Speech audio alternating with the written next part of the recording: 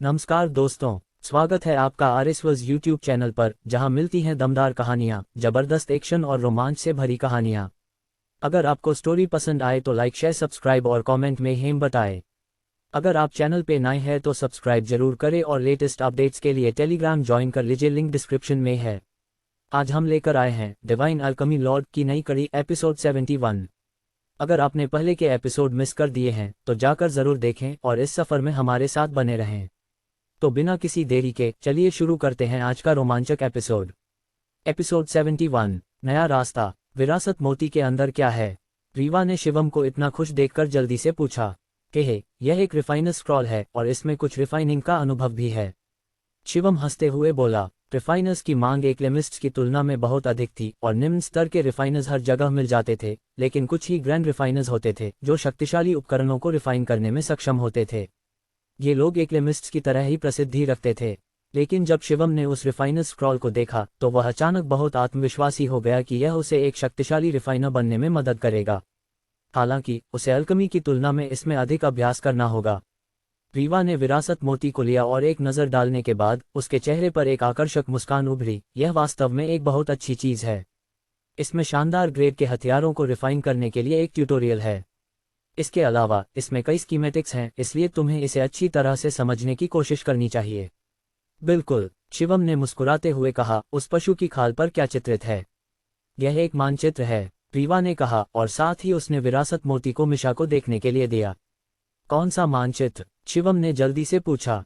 यह एक जड़ी बूटी के बाग का मानचित्र है, लेकिन इस जड़ी बूटी के बाग को खोलने के लिए तुम्हें एक कुंजी की आवश्यकता है और इस कुंजी को रिफाइन करने की विधि विरासत मोती के अंदर है, रीवा ने कहा। शिवम ने जल्दी से अपने मन में प्रवेश की गई सभी जानकारी को देखा और जल्द ही कुंजी के रिफाइनिंग की विधि को खोज निकाला। आवश्यक सामग्री बहुत आसानी से मिल सकती थी, लेकिन कठिनाई जटिल आत्मा नदियों को कुंजी पर उकेरने में थी। कुंजी मेरे हाथ में है, यह मानचित्र खोलते समय गिर गई। मिशा ने अपनी सफ़ेद हथेली फैलाई। केवल एक छोटी कुंजी दिखाई दी जो एक अंगुली के आकार की थी, जबकि यह सुनहरे पैटर्न से ढकी हुई थी। उन आत्मा नदियों ने अजीब शक्ति उत्पन्न की और ये पैटर्न केवल कई वर्षों के शोध के बाद कई रिफाइनर्स द्वारा बनाए गए थे। सभी उपकरणों में आत्मा नदियां होनी चाहिए, अन्यथा यह केवल एक साधारण ग्रेड का उपकरण होगा। शिवम की परम तेजस भट्टी में अंदर और बाहर कई जटिल आत्मा नदियां थीं और यही कारण था कि परम तेजस भट्टी में वह अजीब शक्ति थी। यह चीज़ बहुत पुरानी लगती है और अगर बाग अभी भी वहाँ है तो शायद वहाँ बहुत सारे परिपक्व आत्मा जड़ी बूटियाँ होंगी, रीवा हंसते हुए बोली। शिवम ने सिर हिलाया और पूछा, यह जड़ी बूटी का बाग कहाँ है? यह तेजस्वी समर संप्रदाय की ओर जाने के रास्ते पर है, इसलिए ऐसा लगता है कि तुम्हें तेजस्वी समर संप्रदाय के लिए जल्दी निकलना होगा। अगर इस जड़ी बूटी के बाग में बहुत सारी आत्मा जड़ी बूटियां हैं तो तुम नश्वर मार्शल क्षेत्र के स्तर में प्रवेश कर सकोगे, रीवा ने कहा। आखिरकार तेजस्वी समर संप्रदाय जाने का समय आ गया। शिवम थोड़ा उत्साहित था। मैं अब वापस जाऊंगा और सब कुछ निपटाऊंगा और अपने पिता को अलविदा कहूंगा। रायचंद परिवार में लौटने के बाद शिवम पहले अजय रायचंद के पास गया और जब उसने देखा कि शिवम सुरक्षित और एक टुकड़े में वापस आया है तो अजय रायचंद ने एक बड़ी सांस छोड़ी। अच्छा, तुम वापस आ गए? अजय रायचंद ने स्नेह से भरे चेहरे के साथ कहा। पापा, आपका रंग बहुत बेहतर हो गया है। यह एक विषमुक्त दवा है, इसे लेने के बाद आप जल्दी ठीक हो जाएंगे, शिवम ने मुस्कुराते हुए कहा और फिर अजय रायचंद को एक बोतल फेंकी। यह दवा शिवम ने मोंटीनाथ से प्राप्त की थी, जो अधिकांश विषयों को विषमुक्त कर सकती थी। अजय रायचंद ने नहीं पूछा कि शिवम ने पॉइजन सेक्ट के साथ क्या किया, क्योंकि वह जानता था कि अगर शिवम ने प्रतिजीव लाने में सफल रहा तो पॉइजन सेक्ट अब नहीं रहा। वह स्पष्ट रूप से जानता था कि शिवम का काम करने का तरीका क्या है। पापा, अब मुझे जाने का समय है। और हालांकि शिवम ने यह मुस्कान के साथ कहा, लेकिन उसके दिल में बहुत दुख था। अजय रायचंद ने हल्की साई की और फिर मुस्कुराते हुए कहा, हाँ, तुम्हें जाना चाहिए क्योंकि वहाँ तुम अपनी पूरी क्षमता को पहचान सकोगे और हमारे रायचंद परिवार को शाही शहर में एक ठिकाना मिल सकेगा। तुमने परिवार के लिए बहुत योगदान दिया है। पापा, मैं जा रहा हूँ। शिवम खड़ा हुआ, अजय रायचंद की ओर बढ़ा और उसे गले लगाया। हाँ, तुम बड़े हो गए हो, मैं बहुत चिंतित हूँ। ध्यान रखना। अजय रायचंद पूरी तरह से दुखी था। जब उसने शिवम की पीठ थपथपाई तो उसे पता था कि जब शिवम उन मार्शल आर्ट संप्रदायों के लिए जाएगा तो संभव है कि वह कई वर्षों बाद ही वापस आए। शिवम ने अजय रायचंद को कुछ नश्वर स्तर उच्च ग्रेड की दवाएं दी, फिर रायचंद परिवार को छोड़ दिया और सीधे दवा राजा हॉल की ओर बढ़ा, जहां उसने चेन लुजोंग और मेंगबो को अलविदा कहा और तेजस्वी समर संप्रदाय की ओर अपने रास्ते पर निकल पड़ा। जब वह विदाई ले रहा था, शिवम को थोड़ा उदास महसूस हो रहा था, लेकिन वह भविष्य में फिर से उनसे मिलने की उम्मीद कर रहा था, क्योंकि उसे विश्वास था कि उस समय वह, उसके पिता और पूरा रायचंद परिवार में धरती को हिलाने वाले परिवर्तन होंगे। शिवम ने दूर से शाही शहर को देखा और उस सबसे मजबूत शहर को देखा जहां कई शक्तिशाली विशेषज्ञ निवास करते हैं। अनगिनत भावनाएं उसके दिल में उमड़ने लगी, क्योंकि हालांकि शहर में कई विशेषज्ञ थे, लेकिन उन मार्शल आर्ट संप्रदायों की तुलना में यह कुछ भी नहीं माना जा सकता था। युविका, यहाँ मैं आता हूँ। दूर के पर्वत श्रृंखला को देखते हुए शिवम ने अपनी मुट्ठी भींची और जोर से दौड़ने लगा। अगर उसे तेजस्वी समर संप्रदाय जाना है, तो उसे एक बड़े जंगल से गुजरना होगा जहाँ बहुत सारे दानव जानवर होते हैं। यह एक लंबा रास्ता है जो खतरों से भरा है, लेकिन जब तक वह सुरक्षित रूप से जंगल के दूसरी ओर पहुंचता है, वह आत्मा ऊर्जा से भरपूर स्थान पर पहुंच जाएगा, और यही उन मार्शल आर्ट संप्रदायों का स्थान है। नश्वर दुनिया और सभी मार्शल आर्ट विशेषज्ञों का एकत्रीकरण एक बहुत बड़े पर्वत श्रृंखला द्वारा अलग किया गया है, और कोई भी कमजोर व्यक्ति जो इस पर्वत श्रृंखला में प्रवेश करेगा, उसकी समाप्ति हो जाएगी। सीनियर रीवा, उस ड्रैगन स्लेयर दिव्य मार्शल कौशल का शोध कैसे चल रहा है? क्या यह अच्छा है? शिवम ने पूछा, क्योंकि वह अधिक शक्तिशाली मार्शल कौशल सीखने के लिए बेताब था। चिंता मत करो, मुझे और सीनियर को इस पुस्तक का पूरी तरह से अध्ययन करने दो, और तब हम तुम्हें पहले ड्रैगन मार्शल तकनीक को फिर से सीखने का तरीका बताएंगे, इसलिए चिंता मत करो। रीवा ने उत्तर दिया। इन दो रहस्यमय सुंदरियों को साथी के रूप में पाकर शिवम बहुत खुश था, और वे उसके लिए उसके शिक्षक के समान थीं, हमेशा धैर्यपूर्वक उसे मार्गदर्शन करती थीं और यहाँ तक कि उसे साधना की कठिनाइयों को भी पार करने में मदद करती थीं। शिवम ने पहले ही जड़ी बूटी के बाग के मार्ग को याद कर लिया था, और जब वह एक बड़े पर्वत के समान जंगल में प्रवेश किया, तो उसके लिए उस मार्ग के प्रारंभिक बिंदु को खोजना बहुत आसान था, क्योंकि उसके सामने एक गूढ़ आकार का पर्वत था, जो पहले मार्ग के संकेतक के रूप में था। जड़ी बूटी के बाग को जल्दी से खोजने के लिए शिवम ने वर्मिलियन बर्ड फायर विंग्स का उपयोग किया, और उसने अपने पंख फैलाए और आसमान में ऊंचा उड़ान भरा। उसकी वर्मिलियन बर्ड फायर ऊर्जा ने पहले ही एक रूप धारण कर लिया था, और इस प्रकार संकुचन के बाद उसकी ऊर्जा बहुत अधिक जीवंत हो गई, इसलिए उसे अपनी ऊर्जा अचानक खत्म होने की चिंता नहीं थी। किसी को भी आसमान में उड़ते हुए न देखने के लिए शिवम बादलों की परतों में प्रवेश कर गया और वहां छिप गया। उड़ने की उसकी गति बहुत तेज थी, और अचानक वह उस जंगल के गहरे हिस्से में पहुंच गया। इसके अलावा इस तरह से वह कुछ दानव जानवरों से भी बच सकता था, और हालांकि उसे दानव जानवरों से डर नहीं था, लेकिन रास्ते में कुछ समस्याओं से बचना काफी सुविधाजनक था। जड़ी बूटी के बाग का स्थान बहुत खतरनाक था, और यह पर्वत श्रृंखला के अंदर छिपा हुआ था, जो एक छोटे से घाटी में स्थित था। शिवम ने 3 दिनों तक यात्रा की, और केवल इस अवधि के बाद उसने उस पर्वत घाटी को देखा, लेकिन उस पर्वत घाटी में कुछ भी नहीं था। शिवम आसमान से नीचे उतरा और पर्वत घाटी के अंदर उतरा, और हालांकि इस स्थान का दृश्य बहुत सुंदर था, वहां बाहर के पर्वत घाटी में विशैला मियास्मा बह रहा था और विभिन्न विशैले घास भी थीं। पर्वत घाटी के अंदर एक गुफा थी जो मानचित्र पर दर्शाई गई थी, और हालांकि शिवम ने थोड़ी देर चारों ओर देखा और फिर उस गुफा को पाया, यह गुफा ऊंची घास से अवरुद्ध थी। उसने एक लंबी चाकू निकाली और उन घासों को काट दिया, फिर सावधानी से गुफा में प्रवेश किया, एक मशाल निकालकर रोशनी के लिए। यह बुरा स्थान छिपा हुआ है, अगर मानचित्र नहीं होता तो इसे खोजना वास्तव में कठिन होता।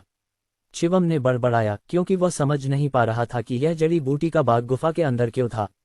गुफा की गहराई में प्रवेश करने के बाद शिवम एक लोहे के दरवाजे से अवरुद्ध हो गया, और उसने इसे खोलने की कोशिश की, लेकिन चाहे वह कितनी भी मेहनत करे, वह उस लोहे के दरवाजे को हिला नहीं सका। इसके अलावा उसने जितनी भी ताकत से उस लोहे के दरवाजे पर प्रहार किया, गुफा में एक भी हलचल नहीं हुई, और अगर वह एक साधारण पर्वत पर हमला कर रहा होता तो वह बड़े टुकड़ों में टूट जाता। यह दरवाजा तुम्हारी शक्ति को अवशोषित कर रहा है। सच में, कुंजी का उपयोग करके इसे खोलो, रीवा ने कहा। शिवम ने जल्दी से दरवाजे पर कुंजी का छिद्र पाया। उसने कुंजी डाली, घुमाई, और कचा की आवाज सुनी। जैसे ही लोहे का दरवाजा धीरे धीरे खुला, एक चमकदार प्रकाश अंदर से बाहर आया। लोहे के दरवाजे के खुलने के साथ शिवम उस अंदर के दृश्य से पूरी तरह से चकित हो गया। बड़ा फसल। अचानक लोहे के दरवाजे के अंदर कोई काले पहाड़ का हिस्सा नहीं था, इसके विपरीत यह आत्मा जड़ी बूटियों और आत्मा पेड़ों से भरा हुआ था, और यह खूबसूरत पर्वत घाटी उज्ज्वल प्रकाश से भरी हुई थी। रीवा और मिशा जल्दी से बाहर आईं, और जब उन्होंने यह देखा तो उनके चेहरों पर स्पष्ट रूप से भ्रम दिखाई दिया। यहाँ की सभी आत्मा जड़ी बूटियाँ 1000 साल पुरानी हैं, रीवा ने कहा। 1000 साल का गिनसेंग, 1000 साल की आत्मा घास, 1000 साल का गहरा आत्मा जिनसेंग, 1000 साल की पृथ्वी आत्मा घास। हालांकि इनमें से कुछ आत्मा जड़ी बूटियां सहायक प्रकृति की थीं, लेकिन आखिरकार ये सभी 1000 साल पुरानी थीं, और अब इनमें से कई एक बड़े मूली की तरह दिख रही थीं। शिवम ने अनुमान लगाया कि इनमें से कुछ 100 जड़ी बूटियां थीं। यहाँ लगभग 20 धातु अमृत फल हैं और 1000 नाड़ी फल हैं और यहाँ 100 से अधिक बैंगनी आत्मा फल भी हैं।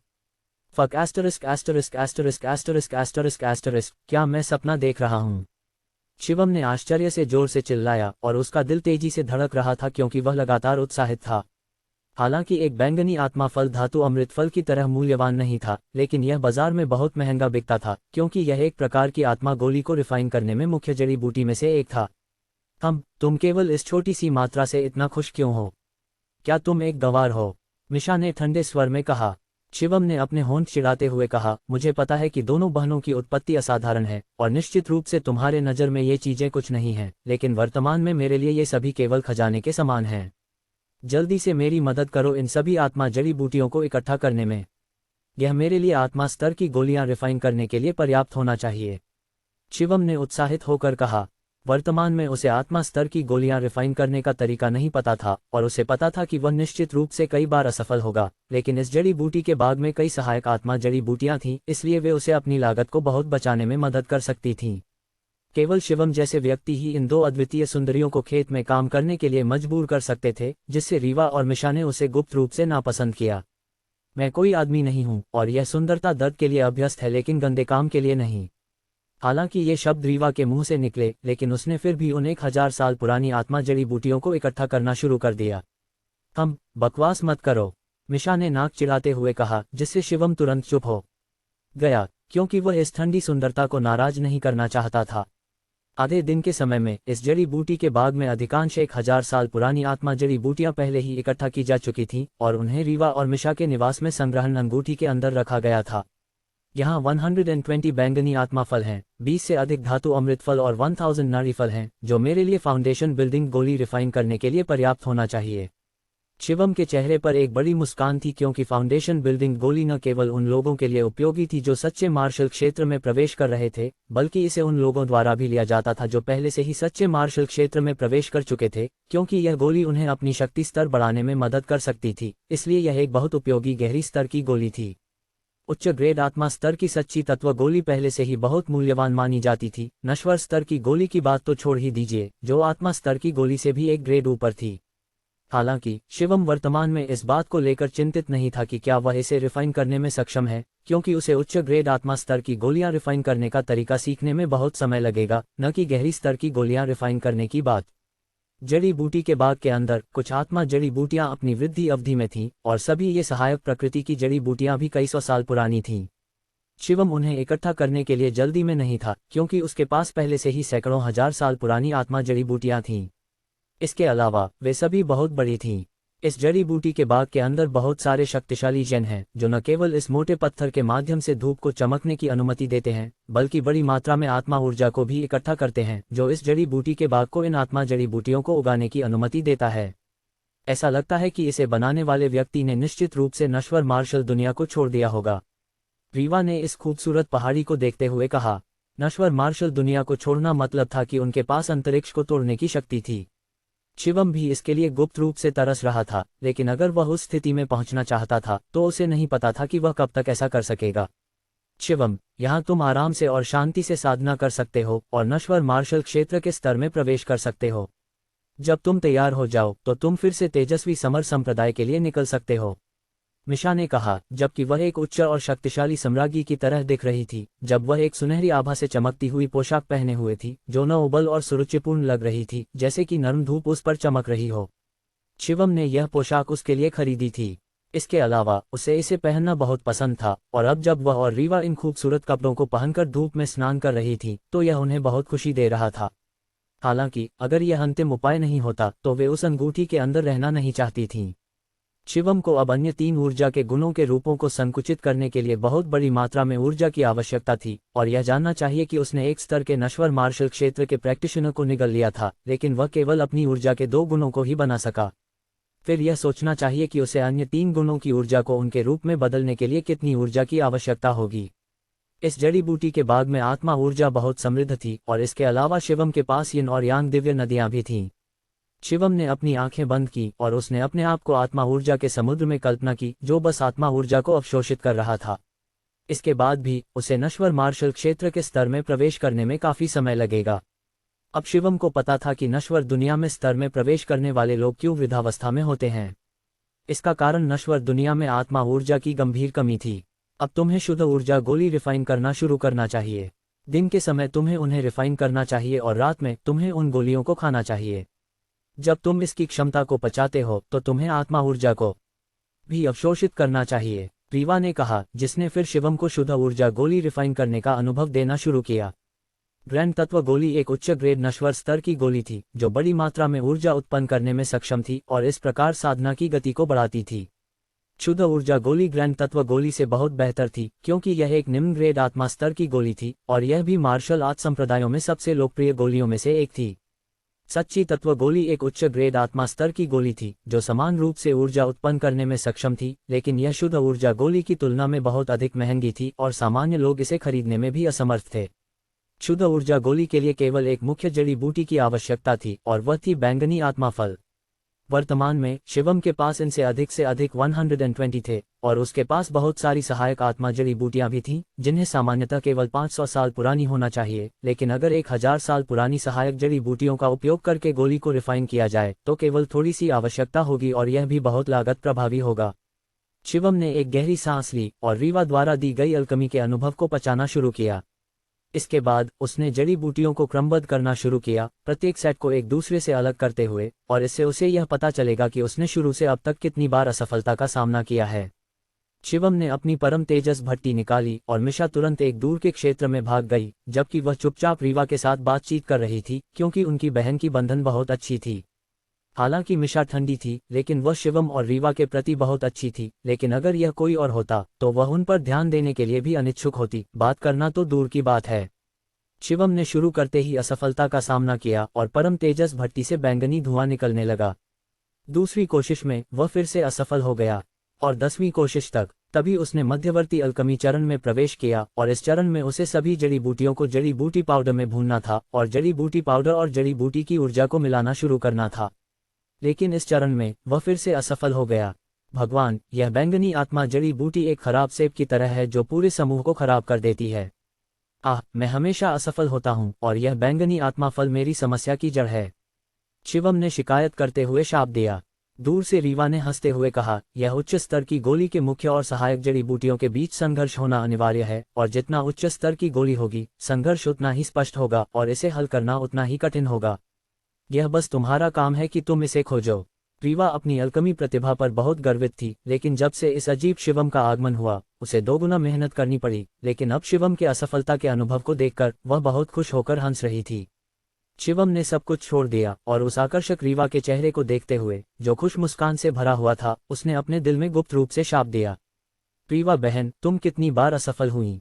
शिवम ने पूछा। क्या तुम मेरी याददाश्त की परीक्षा ले रहे हो? मेरी याददाश्त बहुत स्पष्ट है और यह 72 बार थी, रीवा ने कहा, और हालांकि उसने इतनी बार असफलता का सामना किया वह इस संख्या से बहुत संतुष्ट थी। यह जानना चाहिए कि अन्य अल्केमिस्टों के लिए यदि उन्होंने 100 बार से अधिक असफलता का सामना नहीं किया तो वे यह कहने में भी शर्माते थे कि उन्होंने शुद्ध ऊर्जा गोली रिफाइन करना सीखा है। सफल, शिवम ने अपने दिल में बुदबुदाया, मैं तुम्हें अभी खुश रहने दूंगा। मेरे लिए इंतजार करो और मैं निश्चित रूप से तुम्हें हंसने के लिए मजबूर कर दूंगा। उसने एक पल आराम किया और फिर से गोली रिफाइन करना शुरू किया, लेकिन इस बार उसने परम तेजस भट्टी का उपयोग नहीं किया बल्कि अपने पिता द्वारा दी गई निम्न गुणवत्ता की काली एल्केमिकल भट्टी निकाली। ओह, परम तेजस भट्टी का उपयोग करने से तुम्हारा समय बचेगा, अन्यथा तुम एक दिन में एक बार भी रिफाइन नहीं कर पाओगे, रीवा ने कहा। तुम्हें मेरी भावनाओं की परवाह करने की आवश्यकता नहीं है, यह कोई बात नहीं है, मिशा ने कहा, क्योंकि उसने सोचा कि शिवम इस बात को लेकर चिंतित था कि वह अग्नि ड्रैगन की विशेष सांस के संपर्क में आने के लिए अनुकूल नहीं हो पाएगी। इसके बाद शिवम ने 2 सुंदरियों पर फिर से ध्यान नहीं दिया और पूरी तरह से समर्पित होकर गोली रिफाइन करना शुरू कर दिया। रात के समय एक खूबसूरत नर्म चांदनी विशेष जैन के माध्यम से चमक रही थी, मोटे पत्थरों को पार करते हुए, और जड़ी बूटी के बाग में पहाड़ी पर चमक रही थी। रीवा और मिशा एक बिस्तर पर लेटी हुई थीं और दोनों सुंदरियां एक दूसरे के साथ कडलिंग कर रही थीं। उनकी सांसें समान थीं और वे पहले से ही अपने सपनों की दुनिया में थीं। इस स्थिति में सोना उनके लिए बहुत दुर्लभ था, लेकिन शिवम के चारों ओर बहुत आरामदायक होने के कारण वे गहरी नींद में थीं। शिवम गोली रिफाइन कर रहा था और कभी कभी वह उन दोनों सुंदरियों की खूबसूरत और आकर्षक सोने की मुद्राओं पर एक नज़र डालता।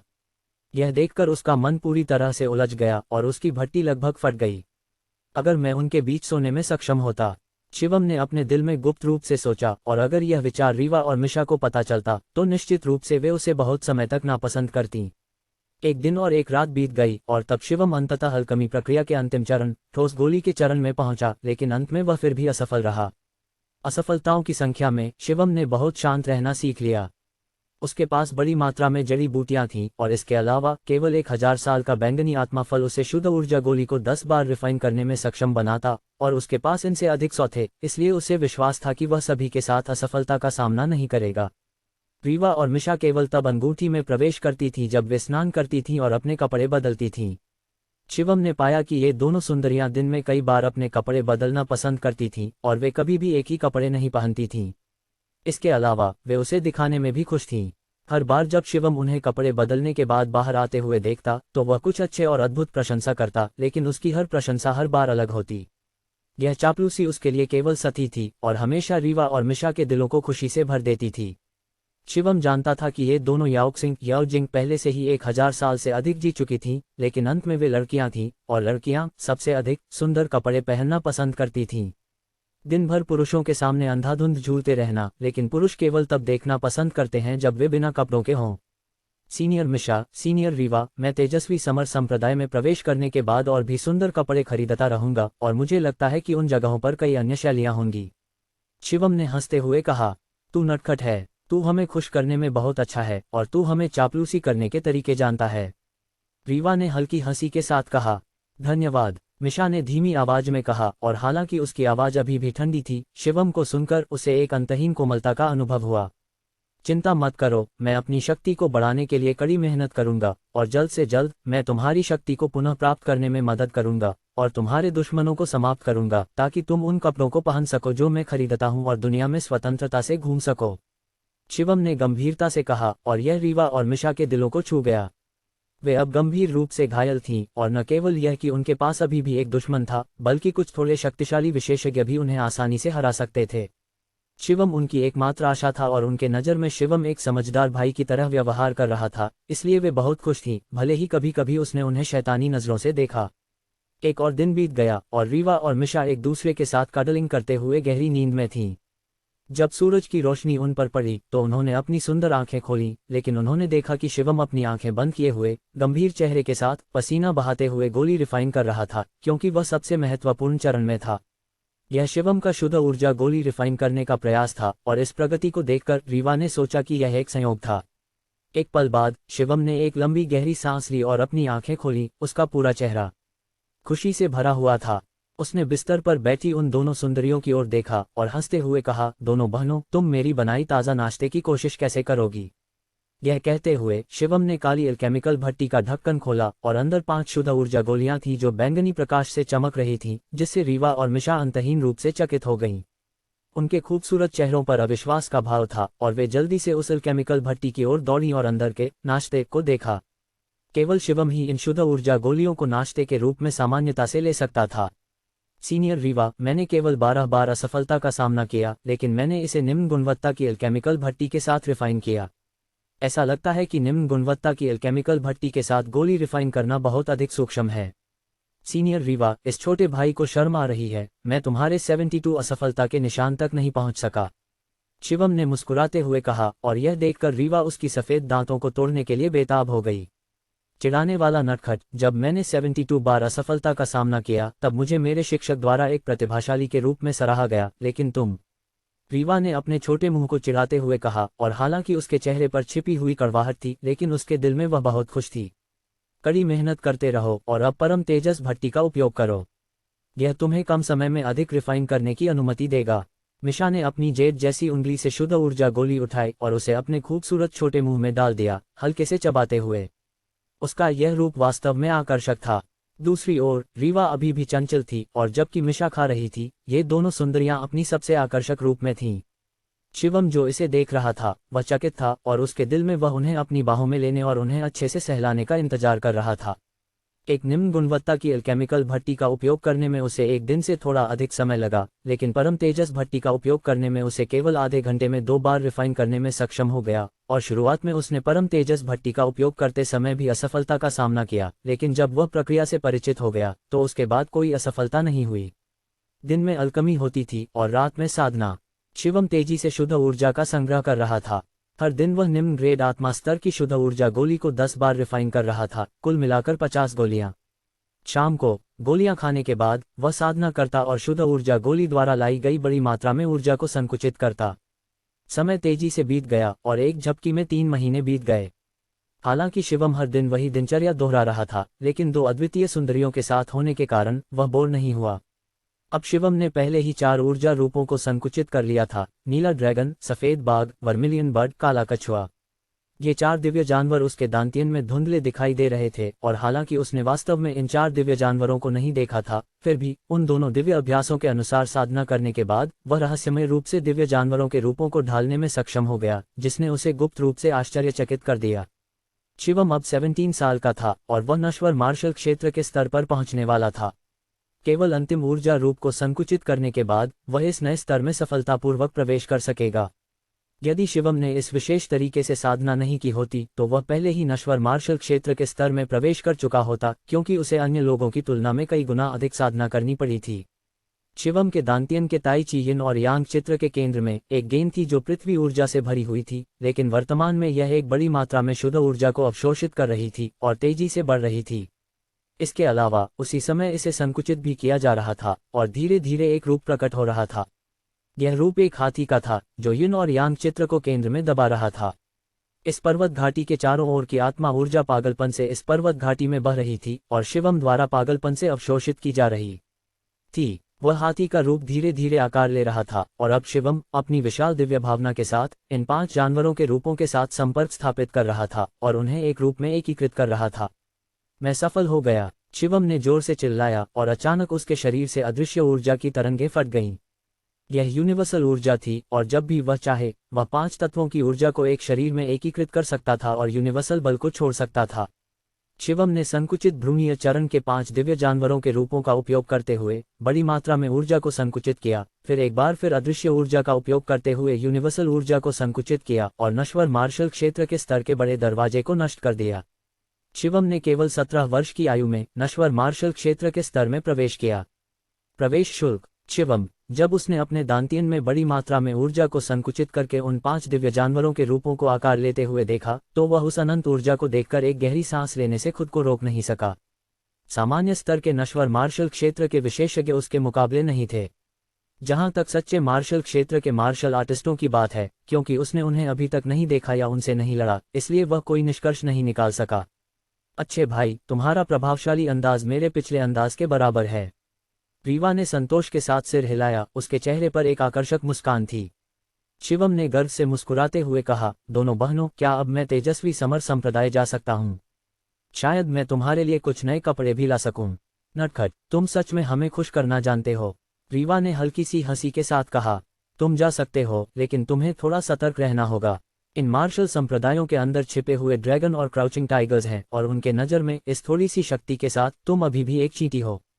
मिशा ने चेतावनी दी। हालांकि वह और रीवा केवल इस जड़ी बूटी के बाग में सक्रिय थीं, फिर भी वे बहुत खुश थीं। रीवा और मिशा अंगूठी में प्रवेश कर गईं। शिवम जड़ी बूटी के बाग से बाहर निकला और एक पर्वत घाटी के अंदर पहुंचा। उसका शरीर थोड़ी सी हिल गया और उसकी पीठ से एक जोड़ी अग्निपंख निकल आए। शिवम ने एक जोरदार कूद लगाई और 33 मीटर ऊंचाई में कूद गया। उसकी पीठ पर मौजूद वर्मिलियन बर्ड फायर विंग्स ने फड़फड़ाते हुए उसे आसमान में उड़ने दिया। जैसे जैसे वह जंगल के अंदर गहराई में उड़ता गया, ऊर्जा और भी समृद्ध होती गई और यह देखकर शिवम चकित रह गया, क्योंकि उसे पता था कि मार्शल आर्ट संप्रदाय एक ऐसे स्थान पर स्थित है जहां ऊर्जा बहुत समृद्ध है, लेकिन उसे यह नहीं पता था कि ऊर्जा कितनी समृद्ध है।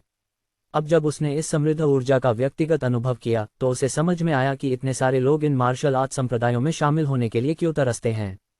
यहाँ का माहौल स्वर्ग के समान है। उसने एक ऊंचे पर्वत की चोटी से नीचे देखते हुए कहा, जहां एक विशाल नदी बह रही थी और उस हरे भरे जंगल में कई गाने वाले पक्षी थे जो ऊर्जा से भरपूर थे। इस दुनिया के इस हिस्से में मार्शल आर्ट संप्रदायों का सबसे मजबूत प्रभाव है। निश्चित रूप से मार्शल आर्ट संप्रदाय के पास कई परिवार और साम्राज्य हैं जिनका समान प्रभाव है। हालांकि यहाँ कुछ सामान्य लोग भी हैं जो मार्शल आर्ट का अभ्यास नहीं कर सकते और इन लोगों की संख्या भी कम नहीं है, रीवा ने कहा। जब रीवा बोल रही थी, शिवम इस विशाल और अजीब दुनिया को देखकर आश्चर्यचकित था। यहाँ के मार्शल आर्ट संप्रदायों के पास एक प्राचीन विरासत है, जिसका मतलब है कि वे लंबे समय पहले मार्शल आर्टिस्टों द्वारा बनाए गए विभिन्न शैलियों के चारों ओर बने थे। समय के साथ ये मार्शल आर्ट संप्रदाय विकसित होने लगे और भी बड़े हो गए, क्योंकि अधिक से अधिक लोग शामिल हुए और उन्होंने अधिक से अधिक समृद्ध संसाधनों का दोहन किया। परिणामस्वरूप यहाँ मजबूत विशेषज्ञों की संख्या बादलों की तरह सामान्य हो गई। उड़ते समय शिवम ने अचानक नीचे एक हलचल की आवाज सुनी। वह नीचे गया और देखा कि एक व्यक्ति एक विशाल बैल से लड़ रहा है, जिसका पूरा शरीर आग में लिपटा हुआ था। यह एक दानव जानवर था, एक ऐसी प्रजाति जो आकाश और पृथ्वी के बीच ऊर्जा को अवशोषित करना जानती थी। इन जानवरों में जन्मजात आत्मा नदियां होती थीं और उनकी ताकत चाहे कितनी भी मजबूत या कमजोर हो, उनके शरीर का हर हिस्सा एक खजाना माना जा सकता था। शिवम नीचे उतरा और तीव्र युद्ध क्षेत्र के पास लैंड किया और वह जलते हुए बैल के साथ एक मोटे किशोर की लड़ाई देख रहा था, जिसकी उम्र लगभग 18 से 19 साल थी और उसका रूप काफी मेल खा रहा था। उसका रूप एक विशेषज्ञ गुंडे जैसा था। इस समय मोटे किशोर ने अपनी भौहें सिकोड़ ली। उसका चेहरा गंभीर लग रहा था जबकि वह जलते हुए बैल का सामना कर रहा था। उसकी ताकत बुरी नहीं थी, क्योंकि उसने धातु ऊर्जा का अभ्यास किया था और उसकी मार्शल कला भी अच्छी लग रही थी। जब उसने मुक्का मारा तो उसने अपनी पूरी ऊर्जा का प्रदर्शन किया। भाई, क्या तुम्हें किसी मदद की आवश्यकता है? शिवम ने पूछा, जो अब पास में खड़ा था। उसने देखा कि मोटे किशोर की नींव कमजोर नहीं थी और उसने अनुमान लगाया कि वह नश्वर मार्शल क्षेत्र के स्तर में होना चाहिए। भाई, मैंने अधिकांश लड़ाई लड़ी है और अब तुम प्रकट हुए हो। तुम कहते हो कि तुम मेरी मदद करना चाहते हो, फिर भी मैं शर्त लगाता हूं कि तुम बस मेरी पकड़ चुराना चाहते हो। यह इसके लायक नहीं है। उस मोटे किशोर की प्रतिक्रिया ने शिवम को खून की उल्टी कर दी। अप्रत्याशित रूप से यह मोटा व्यक्ति इस पर मोलभाव कर रहा था। मैं बस इनाम की आवश्यकता नहीं है, मैं केवल यह देखना चाहता हूं कि यह दानव जानवर कितना मजबूत है। शिवम ने मुस्कुराते हुए कहा, यह ठीक नहीं है तो ठीक है, मैं तुम्हें बैल का पैर दूंगा, मोटे किशोर ने कहा, और शिवम को आश्चर्य हुआ कि यह मोटा व्यक्ति कितना सिद्धांतवादी था। अच्छा, शिवम ने कहा, और बोलते हुए उसने एक कदम बढ़ाया और पल भर में जलते हुए बैल के पीछे पहुंच गया। शिवम की मुट्ठी एक सुनहरी आभा से लिपटी हुई थी, जिसमें विनाश ऊर्जा बह रही थी, और इसके बाद एक सुनहरी सफेद बाघ का सिर बना। शिवम ने सफेद बाघ तूफानी विनाश मुट्ठी का उपयोग किया, लेकिन साथ ही धातु सफेद बाघ ऊर्जा का भी उपयोग किया। उसकी मुट्ठी उस जलते हुए बैल के मोटे शरीर पर लगी, जिससे एक गरजती आवाज निकली और उसकी सुनहरी आभा चमकी और जलते हुए बैल की मोटी त्वचा में एक खून का छिद्र बना दिया, जिससे मोटे किशोर चकित रह गया। भाई, तुमने अभी जो मुट्ठी का हमला किया वह किस प्रकार का था? यह इतना प्रचंड था? मोटे किशोर ने आश्चर्य से पूछा। उसी समय एक मुट्ठी बैल के सिर पर लगी और एक भयानक ऊर्जा की लहर फटी, जिसने हवा को भी हिला दिया। जलते हुए बैल ने एक भारी गरज निकाली। जब जलता हुआ बैल गुस्से में था, शिवम ने इस अवसर का लाभ उठाया और बैल के मोटे शरीर पर कई प्रहार किए। पल भर में उसने कई भयानक और तानाशाही तूफानी विनाश मुट्ठी के प्रहार किए और एक मजबूत ऊर्जा की लहर बैल की मोटी त्वचा के माध्यम से गुजरी, जिससे जलते हुए बैल के आंतरिक अंग हिल गए। गुस्से में जलते हुए बैल ने तुरंत खून की एक बड़ी मात्रा उगली और फिर वह अपनी ताकत का उपयोग करने में असमर्थ हो गया। इस समय उस मोटे किशोर ने अपनी मुट्ठियों को एक साथ जोड़ा और उन्हें अपने सिर के ऊपर उठाया, जो एक विशाल हथौड़े के समान दिख रहा था। उसकी मुट्ठियां बैल के सिर की ओर गिरी और प्रचंड धातु ऊर्जा उसकी मुट्ठियों के चारों ओर लिपटी हुई थी। पल भर में गरजती आवाजों के साथ ऊर्जा की लहरें चारों ओर उड़ने लगी और बैल मारा गया। भाई की मुट्ठी की तकनीक बुरी नहीं है, शिवम ने प्रशंसा करते हुए कहा, क्योंकि उसने इस मार्शल आर्टिस्ट की ताकत का आकलन किया और इतनी कम उम्र में वह कितना अद्भुत था। उस मोटे किशोर ने मुस्कुराते हुए कहा, मेरा नाम लक्ष्मण शाह है, और बड़े भाई का सम्माननीय नाम क्या है? शिवम, मैं केवल 17 साल का हूँ, और लक्ष्मण भाई ने मुझे बड़े भाई कहा। तुमने मुझे बूढ़ा कहा, लेकिन मैं तुमसे छोटा हूँ, शिवम ने मुस्कुराते हुए कहा, और बोलते समय उसने अपनी मुट्ठियों को जोड़ लिया। उसके पास एक ऐसा आभास था जो दूसरों को यह सोचने पर मजबूर कर देता था कि वह अपनी शारीरिक उम्र से अधिक परिपक्व है। लक्ष्मण ने मुस्कुराते हुए कहा, ऐसा लगता है कि मैंने तुम्हें सच में बूढ़ा कहा। हे, लेकिन मैंने भी एक नुकसान उठाया। इस पर चलो एक नई शुरुआत करते हैं। मुझे लगता है कि मुझे तुम्हें छोटे भाई के रूप में बुलाना चाहिए।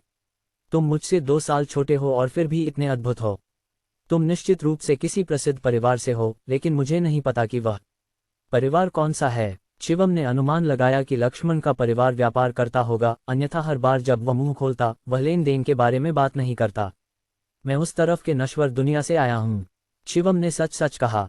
लक्ष्मण जलते हुए बैल के शरीर के साथ काम करने लगा और शिवम के लिए एक पैर काट दिया, लेकिन जानबूझकर उसे बहुत छोटा काटा, जिससे शिवम थोड़ी देर के लिए चकित रह गया। तो क्या तुम तेजस्वी समर संप्रदाय में प्रवेश करना चाहते हो? लक्ष्मण ने पूछा, जबकि उसने उस जलते हुए बैल के शरीर को पूरी तरह से अपने संग्रहण पाउच में डाल दिया। हाँ लक्ष्मण भाई, क्या तुम तेजस्वी समर संप्रदाय के शिष्य हो? शिवम ने सवाल किया। लक्ष्मण उसके पीछे चल रहा था। सौभाग्य से मैं तेजस्वी समर संप्रदाय का शिष्य बन गया, और हालांकि तुम्हारी ताकत काफी अच्छी है, लेकिन तुम तेजस्वी समर संप्रदाय में प्रवेश नहीं कर सकते। लक्ष्मण ने गर्व से कहा। क्यों? शिवम ने जिज्ञासा से पूछा। क्योंकि तुम्हारे पीछे कोई परिवार नहीं है, और तुम्हें पता होना चाहिए कि तेजस्वी समर संप्रदाय अन्य संप्रदायों से अलग है, और जबकि सभी अन्य संप्रदाय अपने शिष्यों को स्वीकार करते हैं, वे उन शिष्यों के लिए सबसे अच्छा कल्याण प्रदान करते हैं, जबकि तेजस्वी समर संप्रदाय शिष्यों को स्वीकार करते समय शुल्क लेते हैं। लक्ष्मण ने यह बात कही और उसके चेहरे पर तिरस्कार था, क्योंकि यह स्पष्ट था कि उसे पैसे की बहुत चाह थी। शिवम ने पहले ही इस बात के बारे में सुना था, इसलिए रीवा ने उसे लेंगयोलान के लिए धातु आत्मा फल निकालने के लिए कहा था। क्या तुम कहना चाहते हो कि मैं तेजस्वी समर संप्रदाय में प्रवेश करने के लिए सक्षम नहीं हूँ?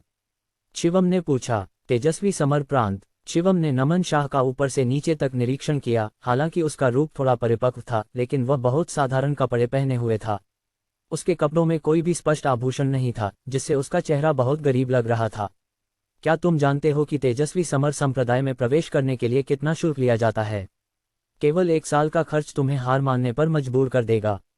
नमन शाह ने अपने होंठों को सिकोड़ते हुए कहा, लेकिन अचानक उसने कचा की आवाज सुनी, जैसे कोई फल चबाने की आवाज हो। नमन शाह एक अच्छे खाने का शौकीन था और उसने तुरंत अपना सिर घुमाया, केवल यह देखने के लिए कि शिवम एक बैंगनी फल पकड़े हुए है, एक के बाद एक काट रहा है, यहाँ तक कि कुछ छिलके भी उगल रहा है। नमन शाह एक पल के लिए स्टन रह गया, फिर तुरंत चिल्लाया, बेवकूफ, क्या तुम बैंगनी आत्मा फल का ऐसा उपयोग कर रहे हो? जल्दी से खाना बंद करो। तुम्हारी माँ की वे छिलके बेहद मूल्यवान हैं और तुम सच में उन्हें उगल रहे हो। बैंगनी आत्मा फल शुद्ध ऊर्जा गोली को रिफाइन करने के लिए मुख्य जड़ी बूटी थी, केवल फल का सेवन करना एक बेतुकी बर्बादी थी। इसे देखकर नमन शाह ने शिवम से इसे छीनने का इंतजार नहीं किया। उसके अनुसार बैंगनी आत्मा फल को सीधे खाना एक पाप था। शिवम का चेहरा उदासीन रहा। यह बैंगनी आत्मा फल बहुत स्वादिष्ट है और मीठा भी। इसे खाने के बाद ऊर्जा भी निकलती है। लालची नमन शाह गुस्से में गहरा लाल हो गया। हालांकि बैंगनी आत्मा फल उसका नहीं था, लेकिन इसे इस तरह से खाते हुए देखना उसे दिल का दर्द दे रहा था। इसे खाना बंद करो, मैं बैंगनी आत्मा फल खरीदूंगा। नमन शाह ने जल्दी से चिल्लाया, लेकिन जैसे ही उसने बोलना खत्म किया, शिवम ने फल के 2/3 हिस्से को निगल लिया। नमन शाह उबलते हुए महसूस कर रहा था और उसे शिवम के ठोड़ी को तोड़ने की इच्छा हो रही थी। तेजस्वी समर संप्रदाय में प्रवेश करने के लिए 1 साल का शुल्क कितना है? शिवम ने मुस्कुराते हुए पूछा। नमन शाह ने गुस्से में अपने पैरों को जमीन पर मारा। तुम्हारे जैसे लोग कभी भी तेजस्वी समर संप्रदाय में प्रवेश नहीं कर सकते। हालांकि उसे शिवम की पहचान का पता नहीं था, लेकिन वह बहुत निश्चित था कि वह बेहद अमीर था, अन्यथा वह इतनी आसानी से बैंगनी आत्मा फल नहीं खा सकता था। भूल जाओ कि मैंने पूछा, शिवम ने कहा और एक और बैंगनी आत्मा फल निकालकर खाने लगा। बाहरी संप्रदाय के शिष्यों को 1 साल के लिए 3000 मध्य ग्रेड क्रिस्टल पत्थर का भुगतान करना होता है। नमन शाह ने जल्दी से कहा। फिर उसने कुछ उंगली के आकार के नीले पत्थर निकाले और शिवम को दिए। यहाँ तुम्हारे बैंगनी आत्मा फल के लिए 10 मध्य ग्रेड क्रिस्टल पत्थर और आत्मा सिक्के समान थे। दोनों एक प्रकार के अयस्क थे जिनमें ऊर्जा होती थी। हालांकि क्रिस्टल पत्थर के अंदर संकुचित शुद्ध ऊर्जा आत्मा सिक्के की तुलना में बहुत अधिक होती थी। शिवम ने रीवा से सीखा था कि इस दुनिया में मध्य ग्रेड क्रिस्टल पत्थर व्यापार के लिए मुख्य मुद्रा के रूप में उपयोग होते थे, और एक मध्य ग्रेड क्रिस्टल पत्थर 1000 बड़े आत्मा सिक्कों के बराबर होता था। इसका मतलब है कि 10 मध्य ग्रेड क्रिस्टल पत्थर केवल 10,000 बड़े आत्मा सिक्कों के बराबर थे। नमन भाई, क्या तुम मुझे सुअ समझते हो? यह शुद्ध ऊर्जा गोली को रिफाइन करने के लिए मुख्य सामग्री है। क्या तुम सोचते हो कि इसका मूल्य केवल इतना है? मैं इसे खाने के लिए भी बेहतर हूँ। शिवम ने अपने होंठ चिढ़ाते हुए कहा। 30। नमन शाह ने गंभीरता से कहा। शिवम ने सिर हिलाया और आगे बढ़ने लगा। नमन शाह जल्दी से उसके पीछे आया। उसने चिल्लाया, 50। शिवम ने उसे पूरी तरह से नजरअंदाज कर दिया।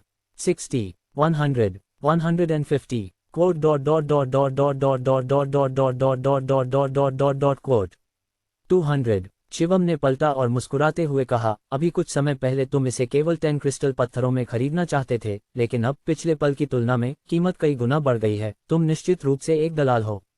शिवम ने बैंगनी आत्मा फल सौंपा और बदले में उसे क्रिस्टल पत्थरों का एक ढेर मिला।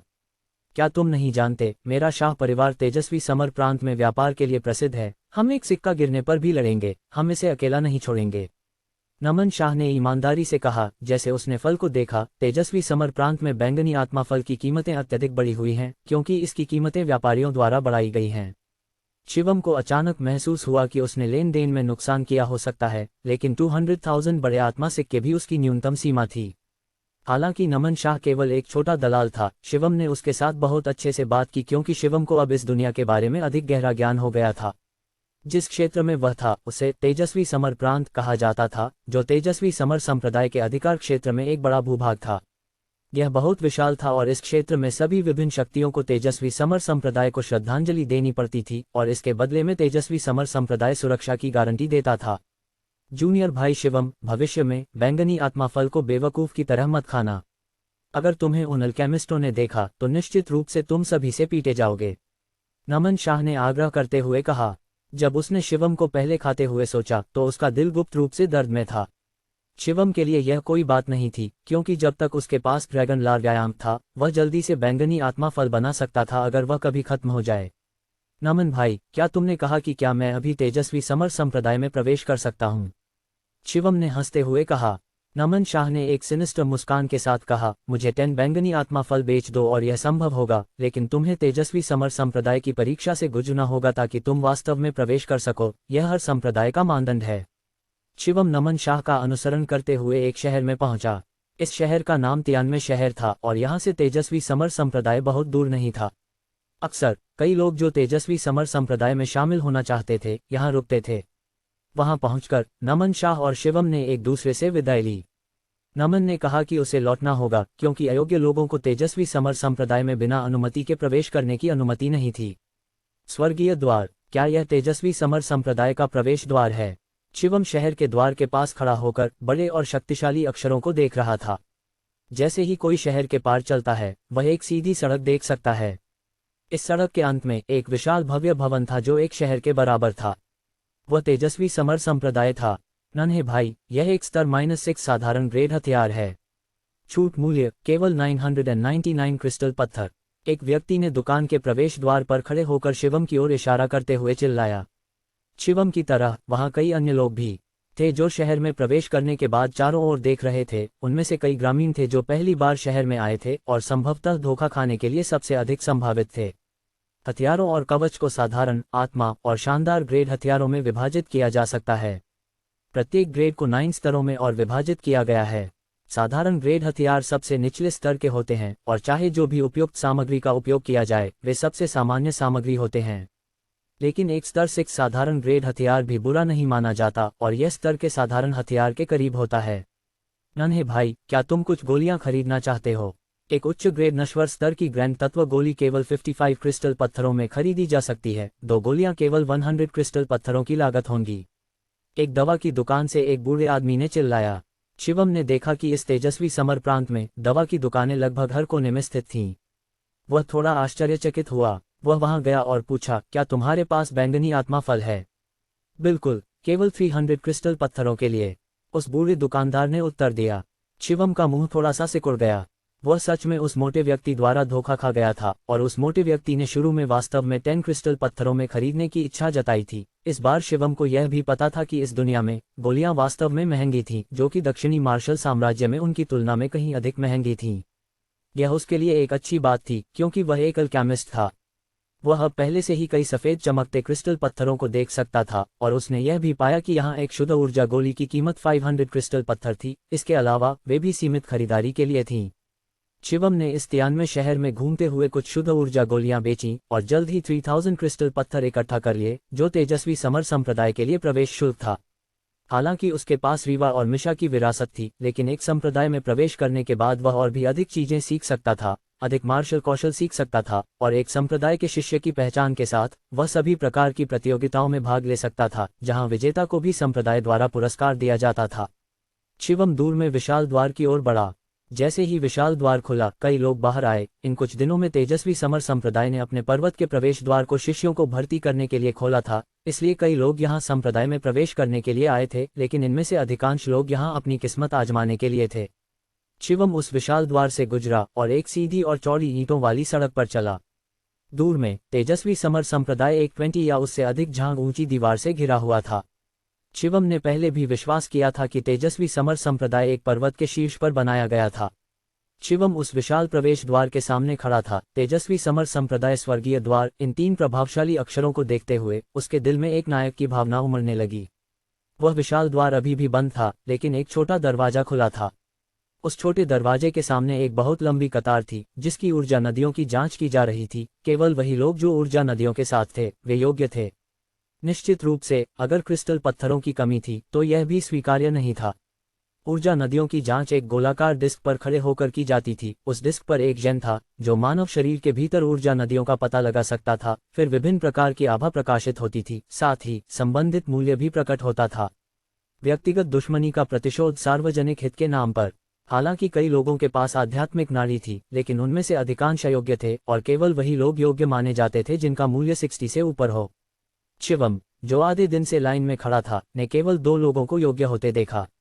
शिवम, जब तुम्हारी परीक्षा होगी तो तुम्हें ताई ची दिव्य व्यायाम का उपयोग करके धातु, लकड़ी, पानी और पृथ्वी के गुणों को समाहित करना होगा, ताकि उस समय उस आरे में केवल तुम्हारे आग के गुण का पता चले और यह दिखाए कि तुम्हारे पास आग के गुण की आध्यात्मिक नाड़ी है। रीवा ने गंभीरता से कहा, क्योंकि वह नहीं चाहती थी कि अन्य लोग जाने कि शिवम के पास एक यिन और यांग दिव्य नाड़ी है। यह एक बहुत ही खतरनाक मामला था।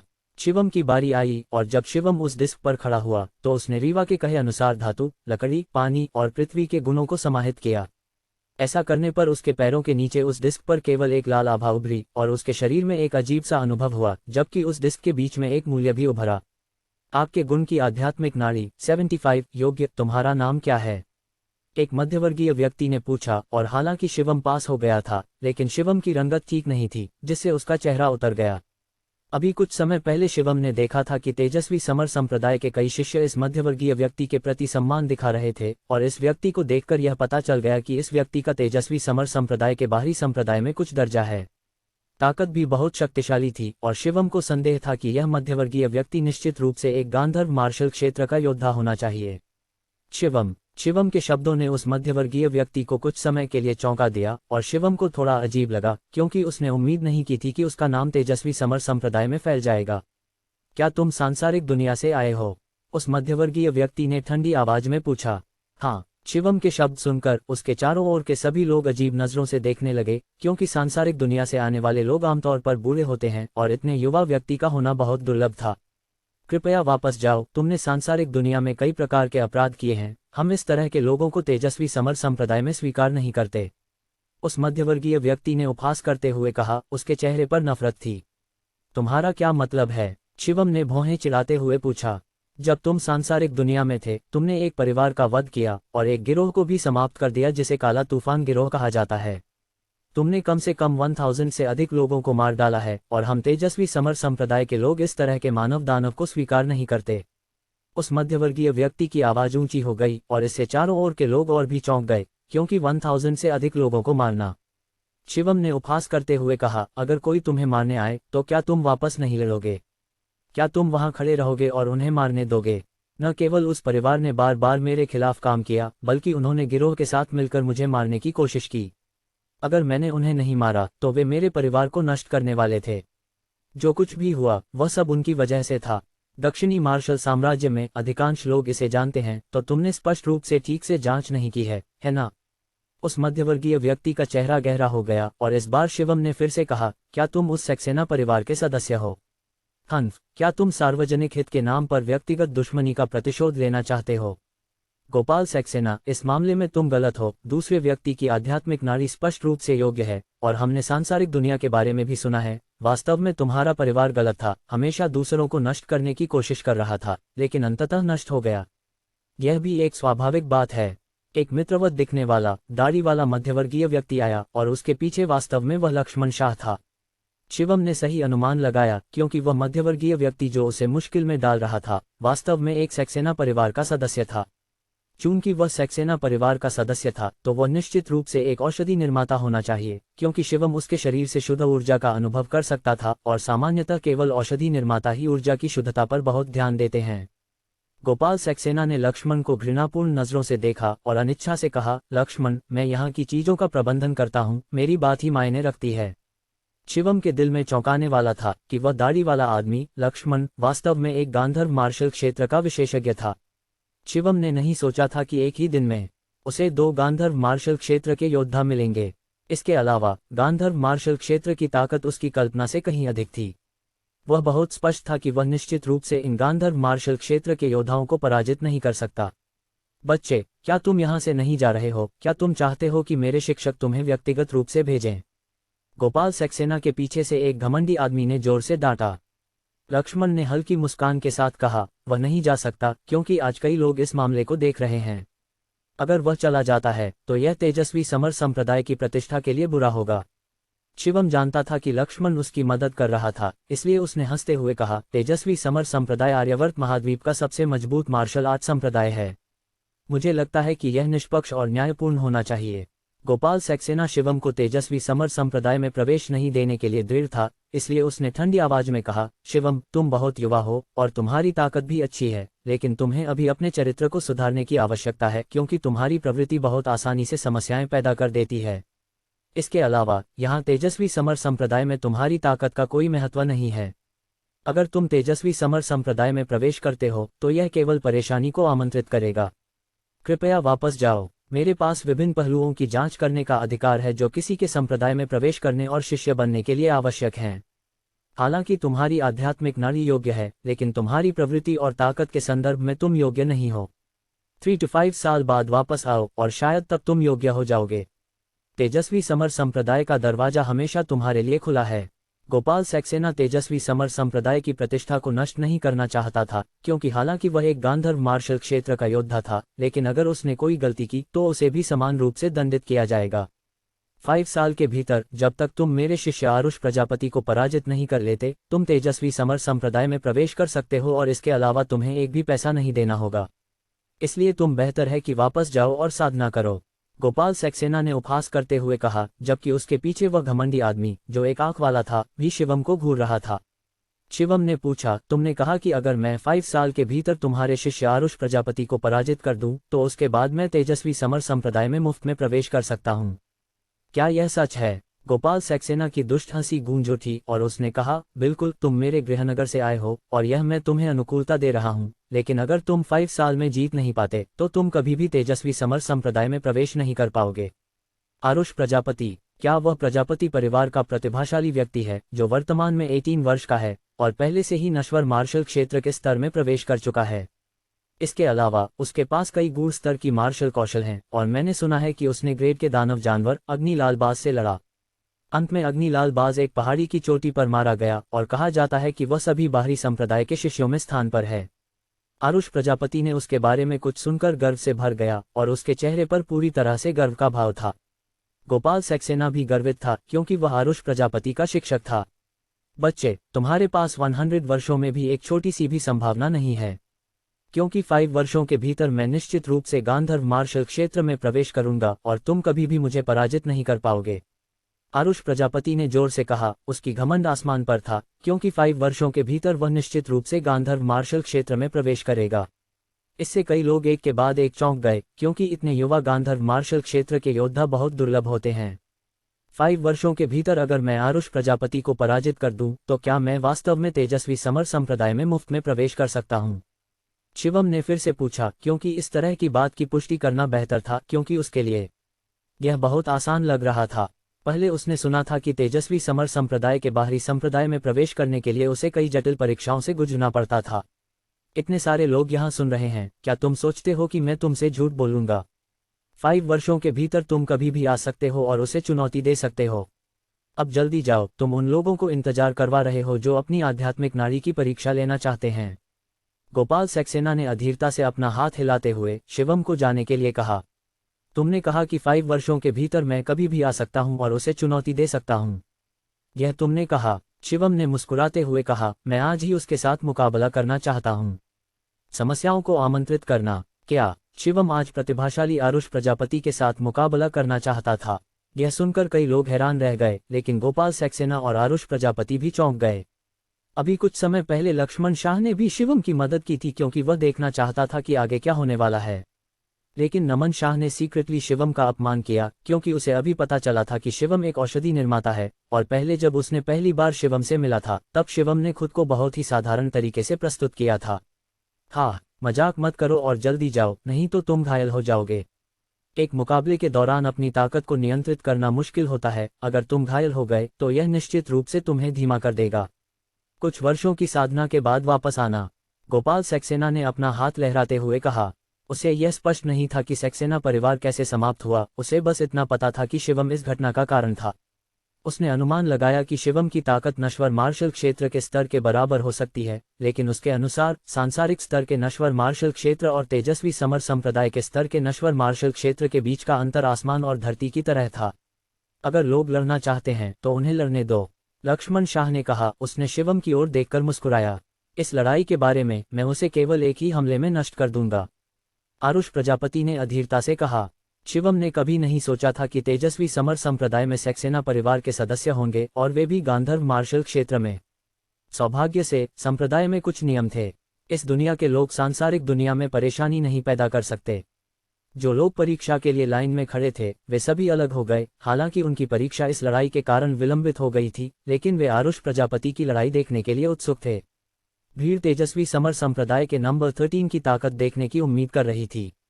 पहले से चेतावनी, अगर तुम घायल हो गए तो तुम दूसरे को दोष नहीं दे सकते, बल्कि अपनी ही बेवकूफ़ी को दोष दो, आरुष प्रजापति ने जोर से कहा। शिवम ने सिर हिलाते हुए कहा, अगर तुम गंभीर रूप से घायल हो जाते हो तो यह तुम्हारी अपनी गलती है और इसे दूसरे पर नहीं डाला जा सकता। सही है, बकवास मत करो, चलो, आरुष प्रजापति ने चिढ़ते हुए कहा। एक कदम आगे बढ़ा, तभी गोपाल सक्सेना ने चिल्लाया, शुरू करो। आरुष प्रजापति पहले कार्रवाई करने वाला था और उसने दौड़ना शुरू किया। हर कदम पर बिजली की तरह विस्फोट होता था, जैसे वह बिजली पर दौड़ रहा हो। वह बहुत तेजी से चला और उसके दोनों हाथ भी सफेद बिजली में लिपटे हुए थे। यह शुद्ध ऊर्जा थी। शिवम की ऊर्जा में लकड़ी का गुण था और यह शुद्ध बिजली से अलग थी। उच्च श्रेणी की गूढ़ स्तर की बिजली पर चलने के कदम दौड़ने से विशाल प्रभाव बल उत्पन्न होता है। यह मुक्केबाजी कला उच्च श्रेणी की गूढ़ स्तर की शॉकिंग लाइटनिंग फिस्ट है, और मैंने सुना है कि इस मुक्केबाजी कला से कोई छोटी पहाड़ी को भी काट सकता है। इसकी शक्ति विशाल है, एक जानकार योद्धा ने कहा। शिवम मूल रूप से एक बिजली के विशेषज्ञ था, और जब उसने लकड़ी की ऊर्जा की साधना शुरू की तो उसने अक्सर बिजली को अपने शरीर को मजबूत करने के लिए प्रेरित किया। उसे प्रचंड प्राकृतिक बिजली से भी मारा गया, लेकिन वह इसे सहन करने में सक्षम था। अब बिजली उसके लिए कोई खतरा नहीं थी और उसके शरीर की ताकत भी बहुत मजबूत थी। सभी ने विश्वास किया कि जब शिवम को शॉकिंग लाइटनिंग फिस्ट से मारा जाएगा तो एक खून का छिद्र बनेगा। भीड़ ने खुद को तैयार किया ताकि बिजली की ऊर्जा के विस्फोट का सामना कर सकें, लेकिन वे सभी हैरान रह गए क्योंकि जो उन्होंने सोचा था वह नहीं हुआ।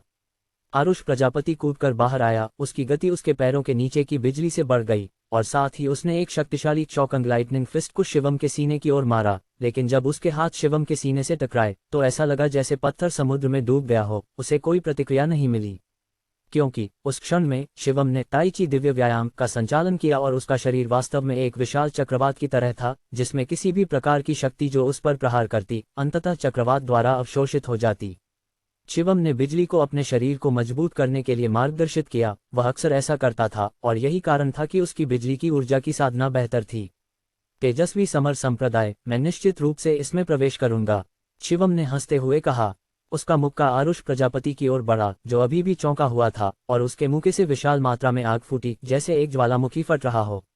एक पल में आरुष प्रजापति आग में घिर गया और शिवम के मुक्के की ताकत से उड़ गया। उसका पूरा शरीर उस तीव्र आग से तेजी से जल गया और वह जमीन पर लौटने लगा। आरुष प्रजापति, गोपाल सक्सेना ने निराशा में चिल्लाया और तुरंत उसकी ओर उड़ गया। उसने अपनी आस्तीन लहराई और आग तुरंत बुझ गई। आरुष प्रजापति का शरीर ऊपर से नीचे तक काला जल गया था। यह स्पष्ट था कि वह गंभीर रूप से घायल था, क्योंकि उसके शरीर के भीतर की नाड़ियों को भी जलाया गया था। हालांकि यह काफी गर्म था, लेकिन सभी दर्शक अपने शरीर में ठंडी पसीने की बूंदें महसूस कर रहे थे। एक साधारण मुक्का तेजस्वी समर संप्रदाय के बाहरी संप्रदाय के शिष्य को पराजित कर चुका था। जब सभी ने सोचा कि आरुष प्रजापति ने पहले शिवम को कैसे नीचा दिखाया था, तो वे स्थिति की हास्यास्पदता से चकित रह गए।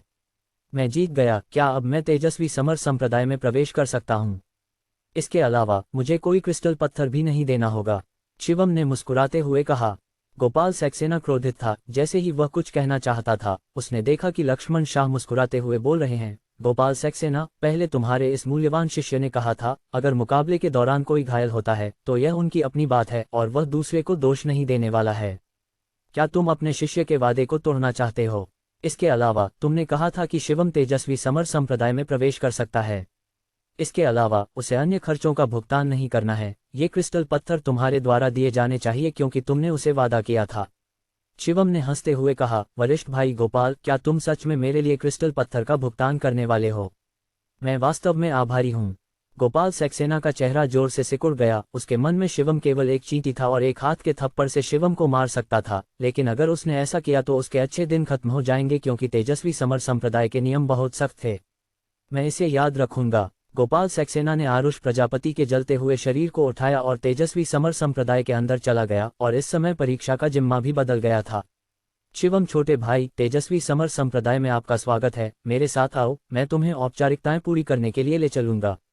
नमन शाह, उस छोटे मोटे ने चिल्लाया और शिवम को देखते हुए उसकी आंखों में ऐसा भाव था जैसे वह बहुत सारे क्रिस्टल पत्थरों को देख रहा हो। शिवम हंसते हुए आगे बढ़ा और कहा, बहुत धन्यवाद वरिष्ठ भाई लक्ष्मण, नहीं तो मुझे उससे बाहर निकाल दिया जाता। मैंने बस कुछ शब्द कहे, यह कोई मदद नहीं है, लेकिन मैंने देखा कि यह आदमी अपने और अपने शिष्य के लिए कुछ आग के गड्ढे खोद रहा था और मैं वास्तव में हंसते हंसते मर गया। बेशक तुमने भी उन्हें उस आग के गड्ढे में धकेल दिया जो उन्होंने खुद खोदा था। लक्ष्मण शाह की हंसी गूंज उठी जब वह मुड़कर चला गया। छोटे मोटे, वरिष्ठ भाई लक्ष्मण तुमसे कैसे संबंधित हैं? क्या वह तुम्हारे शिक्षक हैं? शिवम ने नमन शाह के पीछे चलते हुए धीरे से पूछा। गांधर्व मार्शल क्षेत्र के योद्धा को शिक्षक के रूप में पाना भी एक बहुत अच्छी बात थी। वह मेरे चाचा हैं। वैसे तुम वास्तव में औषधि बनाने में सक्षम हो और तुमने एक बैंगनी आत्मा फल बर्बाद कर दिया। बेवकूफ, तुम सच में दिखावा करना पसंद करते हो। नमन शाह ने शिवम द्वारा बैंगनी आत्मा फल खाने के बारे में सोचते हुए उसका दिल थोड़ा दुखी हो गया।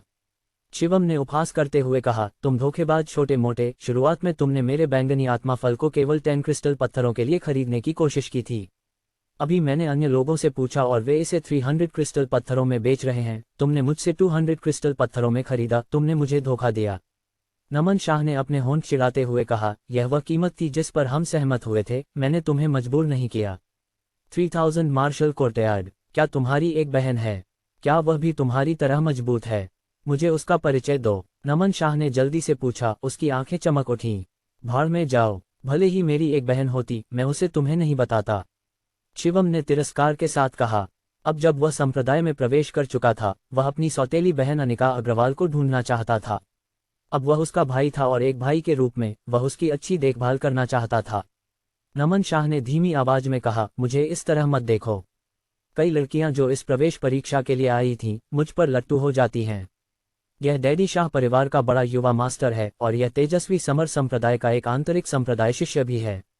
शिवम इस बात से हैरान था कि नमन शाह एक आंतरिक संप्रदाय का शिष्य था।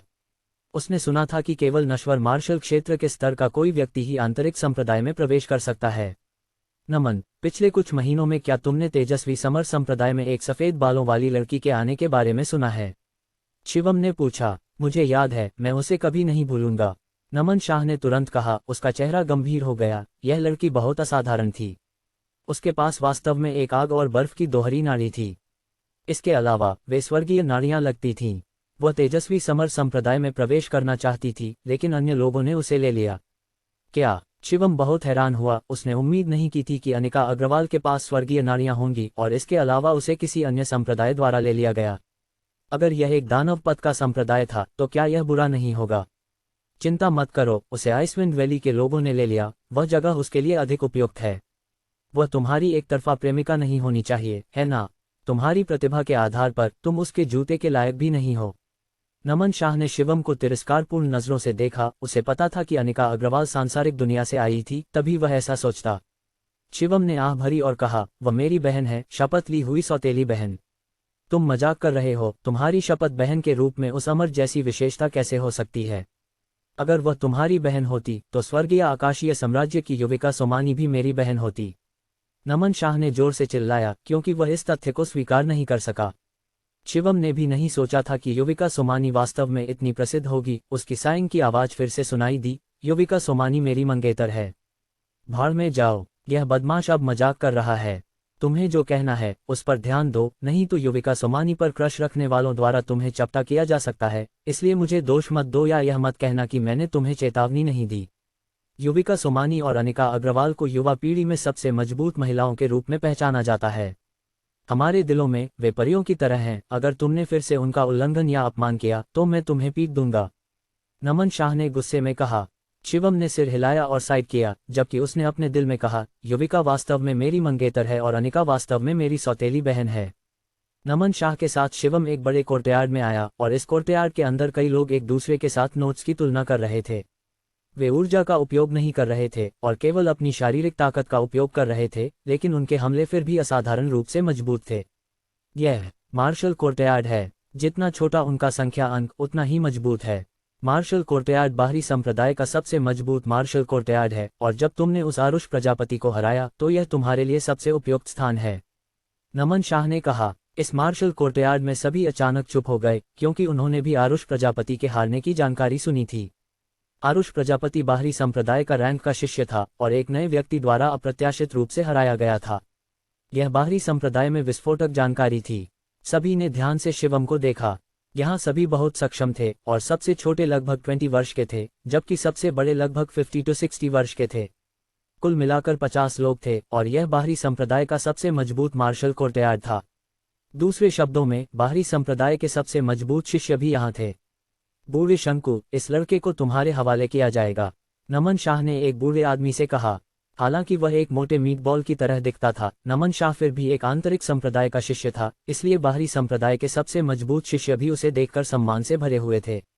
छोटे भाई शिवम, कोशिश करो कि जल्दी से आंतरिक मार्शल कोर्टयार्ड में प्रवेश करो और बाहरी मार्शल कोर्टयार्ड में मत मरना। नमन शाह ने शिवम के कंधे पर थपकी दी और तेजी से चला गया। जब इस मार्शल कोर्टयार्ड के शिष्यों ने देखा कि शिवम और नमन शाह के बीच इतनी अच्छी दोस्ती है तो वे थोड़े अनिश्चित हो गए। वे निश्चित रूप से अनुमान लगाने की कोशिश कर रहे थे कि शिवम किस परिवार से आया है। छोटे भाई शिवम, तुमने आरुष प्रजापति को हराने के बारे में जो सुना है, मैंने भी सुना है। कृपया मेरे साथ आओ, उस बूढ़े आदमी शंकु ने कहा। शिवम उसके पीछे पीछे चला, इस मार्शल कोर्टयार्ड में बाहरी संप्रदाय के शिष्यों की नजरों से बाहर निकलते हुए, और इस समय ये शिष्य भी चर्चा करने लगे। उस बूढ़े आदमी का नाम शंकु दास था। वह 70 वर्ष का था और नश्वर मार्शल क्षेत्र के स्तर पर था, लेकिन आंतरिक संप्रदाय में प्रवेश करने में असफल रहा, क्योंकि वह तेजस्वी समर संप्रदाय में बहुत लंबे समय तक रहा, इसलिए वह इस कोर्टयार्ड का प्रमुख बन गया। दूसरे शब्दों में, वह मार्शल कोर्टयार्ड में सबसे मजबूत व्यक्ति था। शंकु दास एक बहुत अच्छे व्यक्ति थे, हमेशा अपने चेहरे पर एक सौम्य मुस्कान के साथ, और दूसरों के प्रति बहुत विचारशील थे, जिससे शिवम को उनके प्रति बहुत अच्छा प्रभाव पड़ा। वरिष्ठ भाई शंकु, क्या आंतरिक मार्शल कोर्टयार्ड में प्रवेश करना वास्तव में कठिन है? शिवम ने पूछा। कठिन, स्वर्ग पर चढ़ने के समान कठिन। मुझे नश्वर मार्शल क्षेत्र के स्तर पर प्रवेश किए 15 वर्ष हो चुके हैं और मैंने 15 परीक्षाओं में भाग लिया है, लेकिन सभी परीक्षाओं में मैं कभी भी पास नहीं हुआ। शंकु दास ने एक लंबी सांस लेते हुए कहा और शिवम को एक भंडारण पाउच दिया। यह तेजस्वी समर संप्रदाय की वर्दी, पहचान पत्र और तेजस्वी समर संप्रदाय और इस दुनिया के बारे में कुछ परिचयात्मक पुस्तकें हैं। आंतरिक संप्रदाय में प्रवेश करने के लिए एक को एक परीक्षा पास करनी होती है। यह वैसा नहीं था जैसा शिवम ने पहले सुना था कि आंतरिक संप्रदाय में प्रवेश करने के लिए नश्वर मार्शल क्षेत्र के स्तर में होना चाहिए। ऐसा लगता है कि तेजस्वी समर संप्रदाय बहुत सख्त था। शिवम ने फिर से शंकु दास का अनुसरण किया और फिर अपने घर पहुंचा। यह केवल एक छोटा निवास था जो केवल एक व्यक्ति के लिए उपयुक्त था, लेकिन शिवम इससे बहुत संतुष्ट था। छोटे भाई शिवम, यह बाहरी संप्रदाय का सबसे मजबूत मार्शल कोर्टयार्ड है जिसमें केवल 50 लोग हैं, इसलिए हमें इस तरह का व्यवहार मिलता है, इसलिए तुम्हें इस स्थिति को ध्यान से रखना चाहिए। मैं अब जा रहा हूं, इसलिए तुम्हें पहले इस वातावरण से परिचित होना चाहिए। जब शंकु दास चले गए, शिवम ने उन पुस्तकों को खोला और तेजस्वी समर संप्रदाय के बारे में अधिक समझने लगा। 8 प्रमुख धर्मी संप्रदायों में तेजस्वी समर संप्रदाय, स्वर्गीय आकाशीय साम्राज्य अकीरा गोली संप्रदाय, आइसविंड वैली बीस्ट मार्शल संप्रदाय, प्राउड स्वॉर्ड संप्रदाय, सच्चा मार्शल संप्रदाय और लोट्स आइलैंड शामिल हैं। 5 महान दानव संप्रदायों में दानव परिवार मोयांगजोंग, हजारों सांपों की घाटी वैनशिगु, रक्त परिष्करण परिवार जुलियांगजोंग, 100 विश संप्रदाय बाइडूमेन और हड्डी परिवर्तन परिवार हुआ गुमेन शामिल हैं। हर प्रमुख धर्मी संप्रदाय एक एक प्रांत का नियंत्रण करता है, जबकि 5 महान दानव संप्रदाय एक बड़े प्रांत में एकत्रित होते हैं, जिसे आर्यवर्त 9 प्रोविंस चेनवुजू जो कहा जाता है। शिवम ने परिचयात्मक पुस्तक को पढ़ा। हालांकि रीवा और मिशा ने एक बार उसे इस दुनिया के बारे में बताया था, लेकिन इस पुस्तक में और भी कई विवरण लिखे गए थे। इसे पढ़ने के बाद शिवम ने लमेंट किया, यह केवल आर्यवर्त महाद्वीप है और यह पहले से ही इतना बड़ा है, और इसके अलावा समुद्र के बाहर अन्य महाद्वीप भी हैं। यह अंत नहीं है। हम इस नश्वर दुनिया में हैं, जो सबसे निचले स्तर की दुनिया है, जिसे आमतौर पर नश्वर मार्शल दुनिया कहा जाता है। यहाँ सैकड़ों हजारों हैं, प्रत्येक में अनगिनत मुख्य भूमियाँ हैं। मिशा ने डिस्डेन के साथ कहा, नश्वर मार्शल दुनिया के ऊपर स्वर्गीय मार्शल दुनिया है, जिसमें कुछ दर्जन हैं। उस दुनिया में मार्शल कलाकार अमर जैसी अस्तित्व के समान होते हैं, उनकी शक्तियां बहुत मजबूत होती हैं। रीवा ने मिशा के बाद कहा। शिवम ने एक मुट्ठी लार ली। उसे अचानक ऐसा महसूस हुआ जैसे वह एक विशाल दुनिया में रेत का एक कण हो। उसने अपना सिर हिलाया, वह नीचे नहीं जाना चाहता था। तेजस्वी समर संप्रदाय में कुल 3000 मार्शल कोर्टयार्ड हैं, से मार्शल कोर्टयार्ड बाहरी मार्शल कोर्टयार्ड हैं। मार्शल कोर्टयार्ड आंतरिक मार्शल कोर्टयार्ड हैं, और मार्शल कोर्टयार्ड कोर शिष्य के मार्शल कोर्टयार्ड हैं। वे तेजस्वी समर संप्रदाय में सबसे शक्तिशाली बल भी हैं। 3000 मार्शल कोर्टयार्ड के ऊपर एक मार्शल कोर्टयार्ड है, और वह बुजुर्गों का कोर्टयार्ड है, जिसमें हजारों साल पुराने बूढ़े लोग रहते हैं। तेजस्वी समर संप्रदाय का डीन मार्शल कोर्टयार्ड का प्रमुख है। शिवम ने तेजस्वी समर संप्रदाय के परिचय को देखना जारी रखा।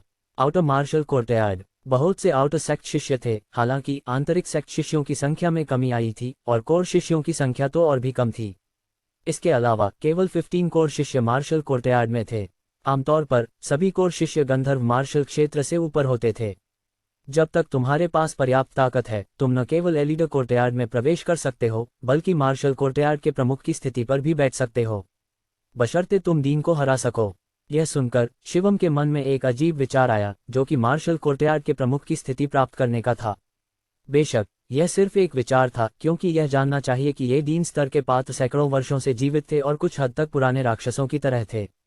मार्शल कोर्टयार्ड के प्रमुख की स्थिति प्राप्त करना बहुत कठिन है, लेकिन तेजस्वी पिल कोर्टयार्ड के प्रमुख की स्थिति प्राप्त करना इतना मुश्किल नहीं होना चाहिए। रीवा ने हल्की हंसी के साथ कहा।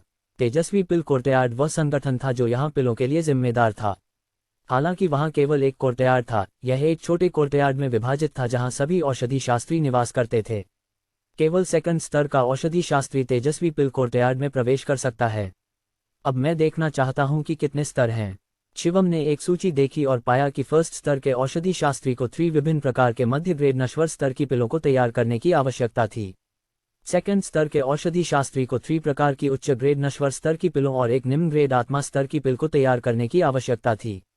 थर्ड स्तर के औषधि शास्त्री बनने की आवश्यकताएं उच्च थीं, और किसी को वास्तव में 3 प्रकार की मध्य ग्रेड आत्मा स्तर की पिलों को तैयार करने में सक्षम होना चाहिए। वर्तमान में शिवम स्वयं केवल सेकंड स्तर का औषधि शास्त्री था। 9th स्तर किसी भी औषधि शास्त्री का उच्चतम रैंक था। इसके ऊपर ग्रेट पिल मास्टर, पिल किंग और फिर पिल पूर्वज थे। शिवम को याद आया कि रीवा ने कहा था कि वह केवल एक पिल पूर्वज थी और वह स्वर्गीय स्तर की पिलों को तैयार करने में सक्षम थी। अंत में शिवम ने फिर से हथियार बनाने के अगले पहलुओं पर नजर डाली।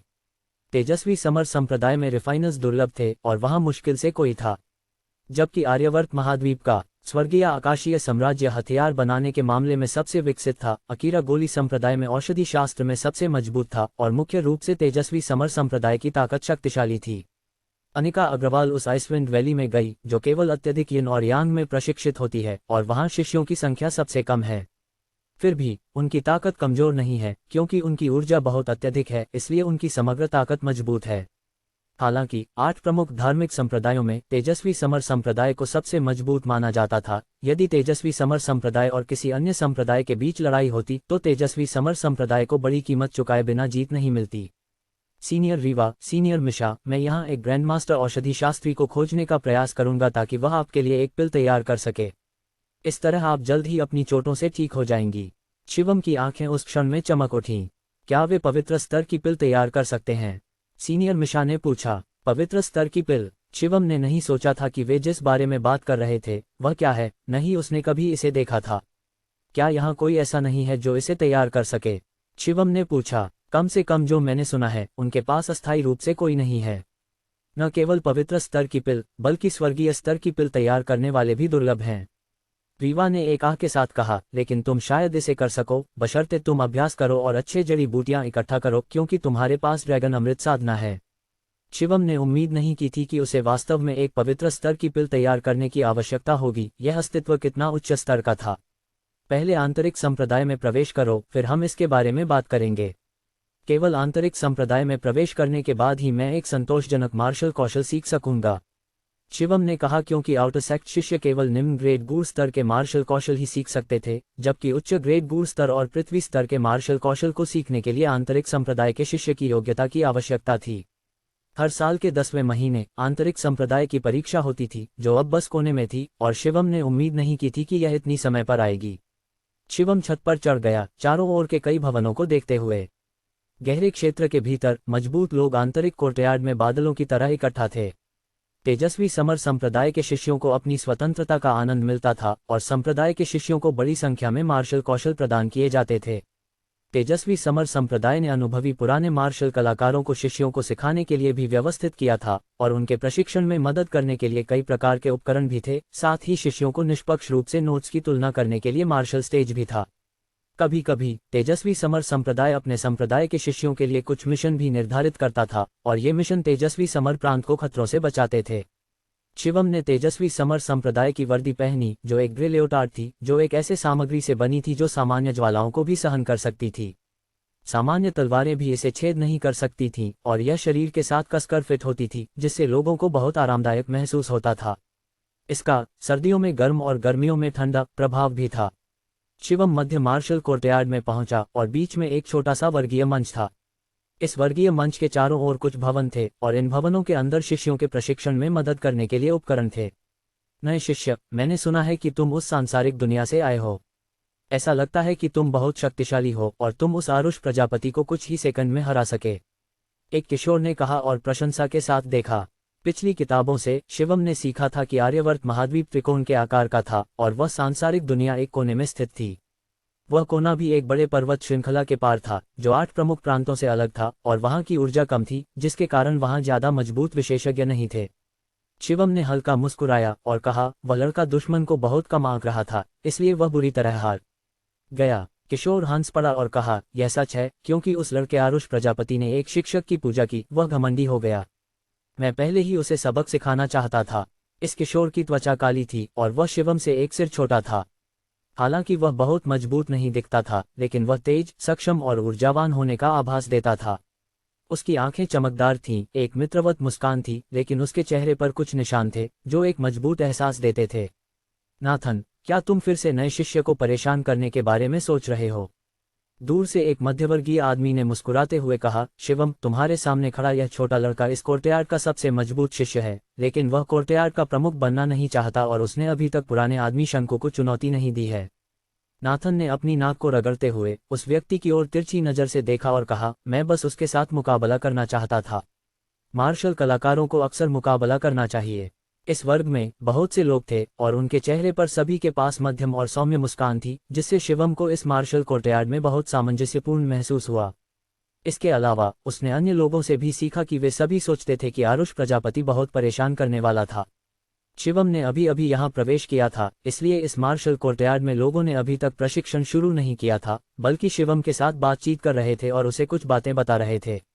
इस समय शिवम को पता चला कि नाथन यहाँ 3 साल पहले आया था, और मार्शल कोर्टयार्ड से लड़कर वह यहाँ तक पहुँचा था। वह बहुत मजबूत था, गंधर्व मार्शल क्षेत्र के स्तर पर था, और उसकी एक प्रमुख पृष्ठभूमि थी। वह तेजस्वी समर प्रांत के 4 कुलीन परिवारों में से एक युन परिवार का सदस्य था। इस क्षण में नाथन की आंखों में उत्सुकता थी, और उसने शिवम से कहा, भाई शिवम, पुराने आदमी शंकु के अलावा मैंने यहाँ सभी के साथ मुकाबला किया है। तुम्हें भी मेरे साथ एक बार लड़ना होगा, और चाहे तुम जीतो या हारो, मैं तुम्हें 5 शुद्ध ऊर्जा गोलियां दूंगा। यह कैसा रहेगा?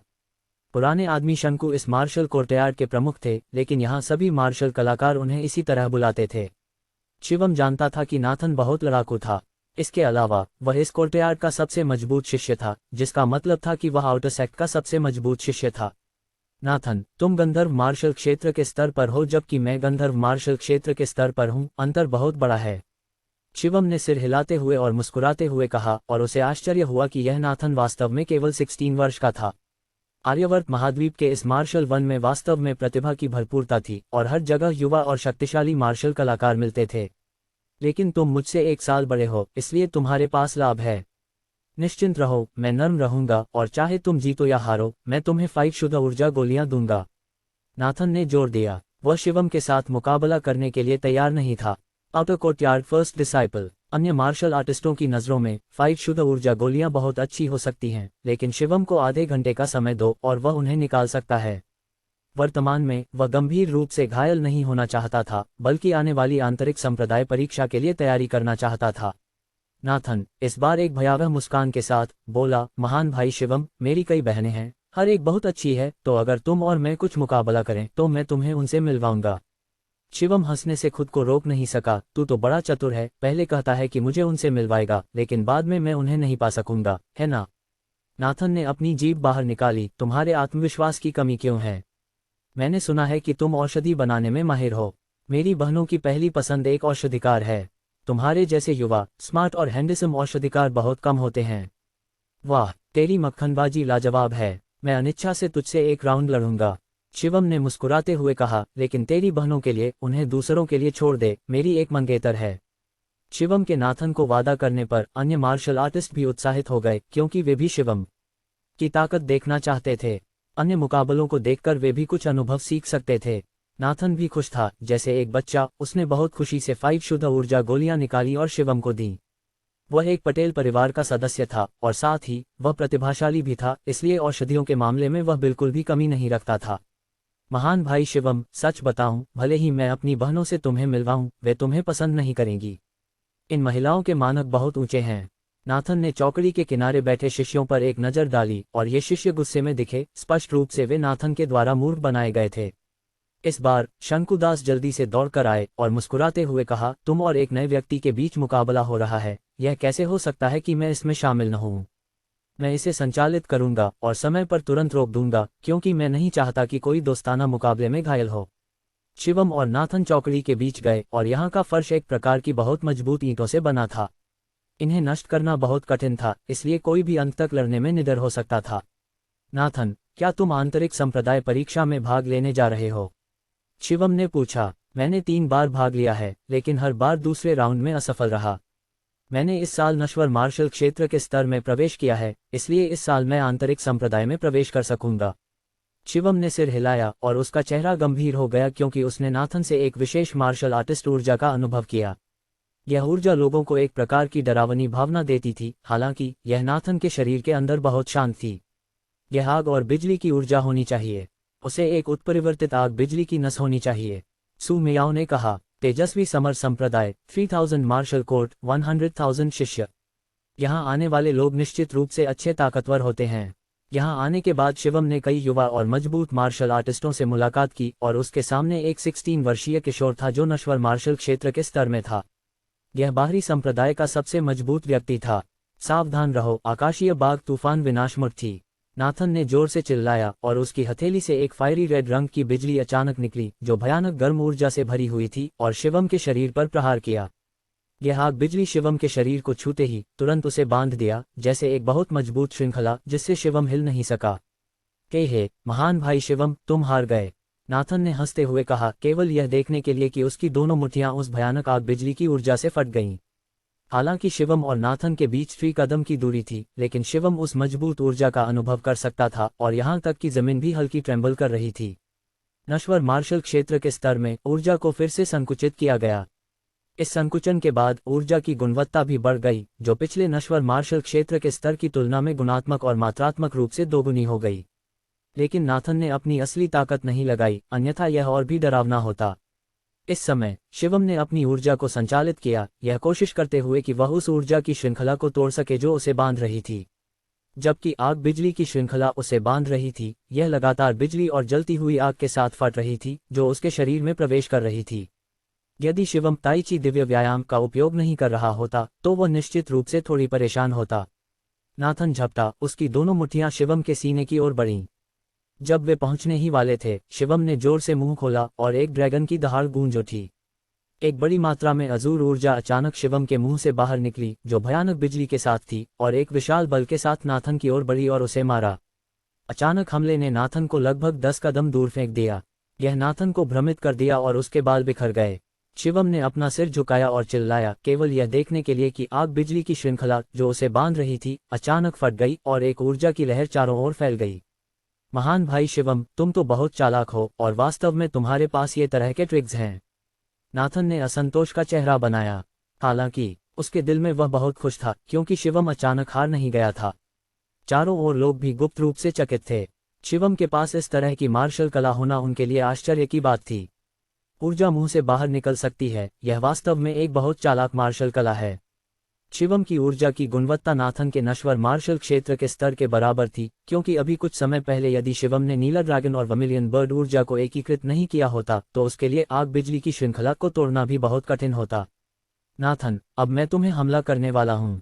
शिवम ने अपनी दोनों मुट्ठियों को कसकर पकड़ा और अजूर ड्रैगन लाइटनिंग ऊर्जा उसकी मुट्ठियों से बहने लगी और एक साथ जलती हुई वर्मिलियन बर्ड लाल आग की ऊर्जा भी प्रकट हुई।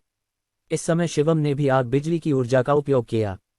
यह मुकाबला वास्तव में आग बिजली की ऊर्जा और आग बिजली की ऊर्जा के बीच का मुकाबला बन गया और वहां खड़े सभी लोग तुरंत उत्साहित हो गए क्योंकि यह देखने लायक था। उन्हें यह थोड़ा असामान्य भी लगा क्योंकि उन्होंने सीखा था कि शिवम के पास एक आग की आध्यात्मिक नस है, लेकिन फिर भी वह बिजली की ऊर्जा के साथ आ रहा था। शिवम ने एक कदम बढ़ाया और नाथन के सामने पहुंच गया। सावधान रहो नरसिंह, मुट्ठी प्रहार।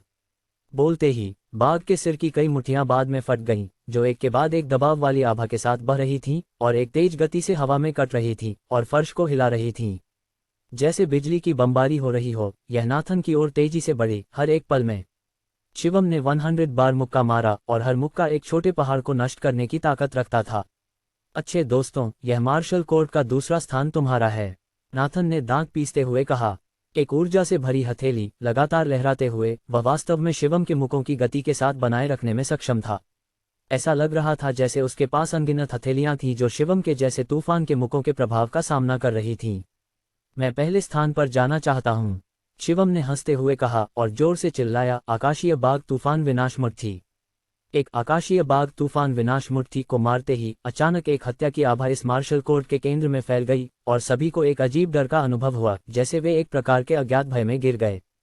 बस यह देखने के लिए कि शिवम की दोनों मुट्ठियां अचानक दो बाघ के सिरों में बदल गईं, जो उग्र हत्या की आभा से भरी हुई थीं, और हर बार जब उसने मुक्का मारा ऐसा लग रहा था जैसे एक भयंकर दानव बाघ के साथ हत्या की आभा ने प्रहार किया, जिससे लोग डर गए। बादल की हथेली। नाथन का चेहरा कठोर हो गया, हथेलियां एक दूसरे के सामने पार करते हुए, और उसकी दोनों हथेलियों से आग बिजली की ऊर्जा बाहर निकली। यह एक जोड़ी विशाल हथेलियों में बदल गई जो एक दूसरे को पार कर रही थीं और नाथन के सामने रक्षा कर रही थीं। शिवम की नरसिंह मुट्ठी प्रहार ने उस जोड़ी विशाल पार की हथेलियों को मारा और लगातार बूम की आवाजें आईं। नीचे का फर्श भी जोर से हिल गया और चारों ओर तूफान उठने लगे। इस समय शिवम की लड़ाई की इच्छा बढ़ रही थी क्योंकि उसे शायद ही कभी ऐसे प्रतिद्वंद्वियों का सामना करना पड़ा था जिनकी ताकत काफी थी। ऊंचाई पर कूदते हुए उसकी हथेली नीचे की ओर झुकी और एक विस्फोटक चिल्लाहट गूंज उठी। एक विशाल आग की हथेली अचानक प्रकट हुई जो लगभग 20 कदम बड़ी थी और जोर से दबाव डाल रही थी। यह शिवम की किलर मूव थी। यह केवल एक विशेषता की ऊर्जा को पूरी तरह से छोड़ने के लिए थी, इसे एक ऊर्जा में बदलने के लिए जो भारी नुकसान कर सकती थी, और इसका दायरा भी बहुत बड़ा था। तो दोस्तों, आज का एपिसोड यहीं खत्म होता है, लेकिन कहानी अभी बाकी है। अगर आपको यह वीडियो पसंद आया तो इसे लाइक करें, अपनी राय कमेंट में बताएं और आगे के रोमांचक एपिसोड्स के लिए आरएसवस चैनल को सब्सक्राइब करना ना भूलें। और हमारे टेलीग्राम ग्रुप में भी ज्वाइन हो जाए, वहां लेटेस्ट अपडेट्स मिल जाएंगे, लिंक डिस्क्रिप्शन में है। मिलते हैं अगले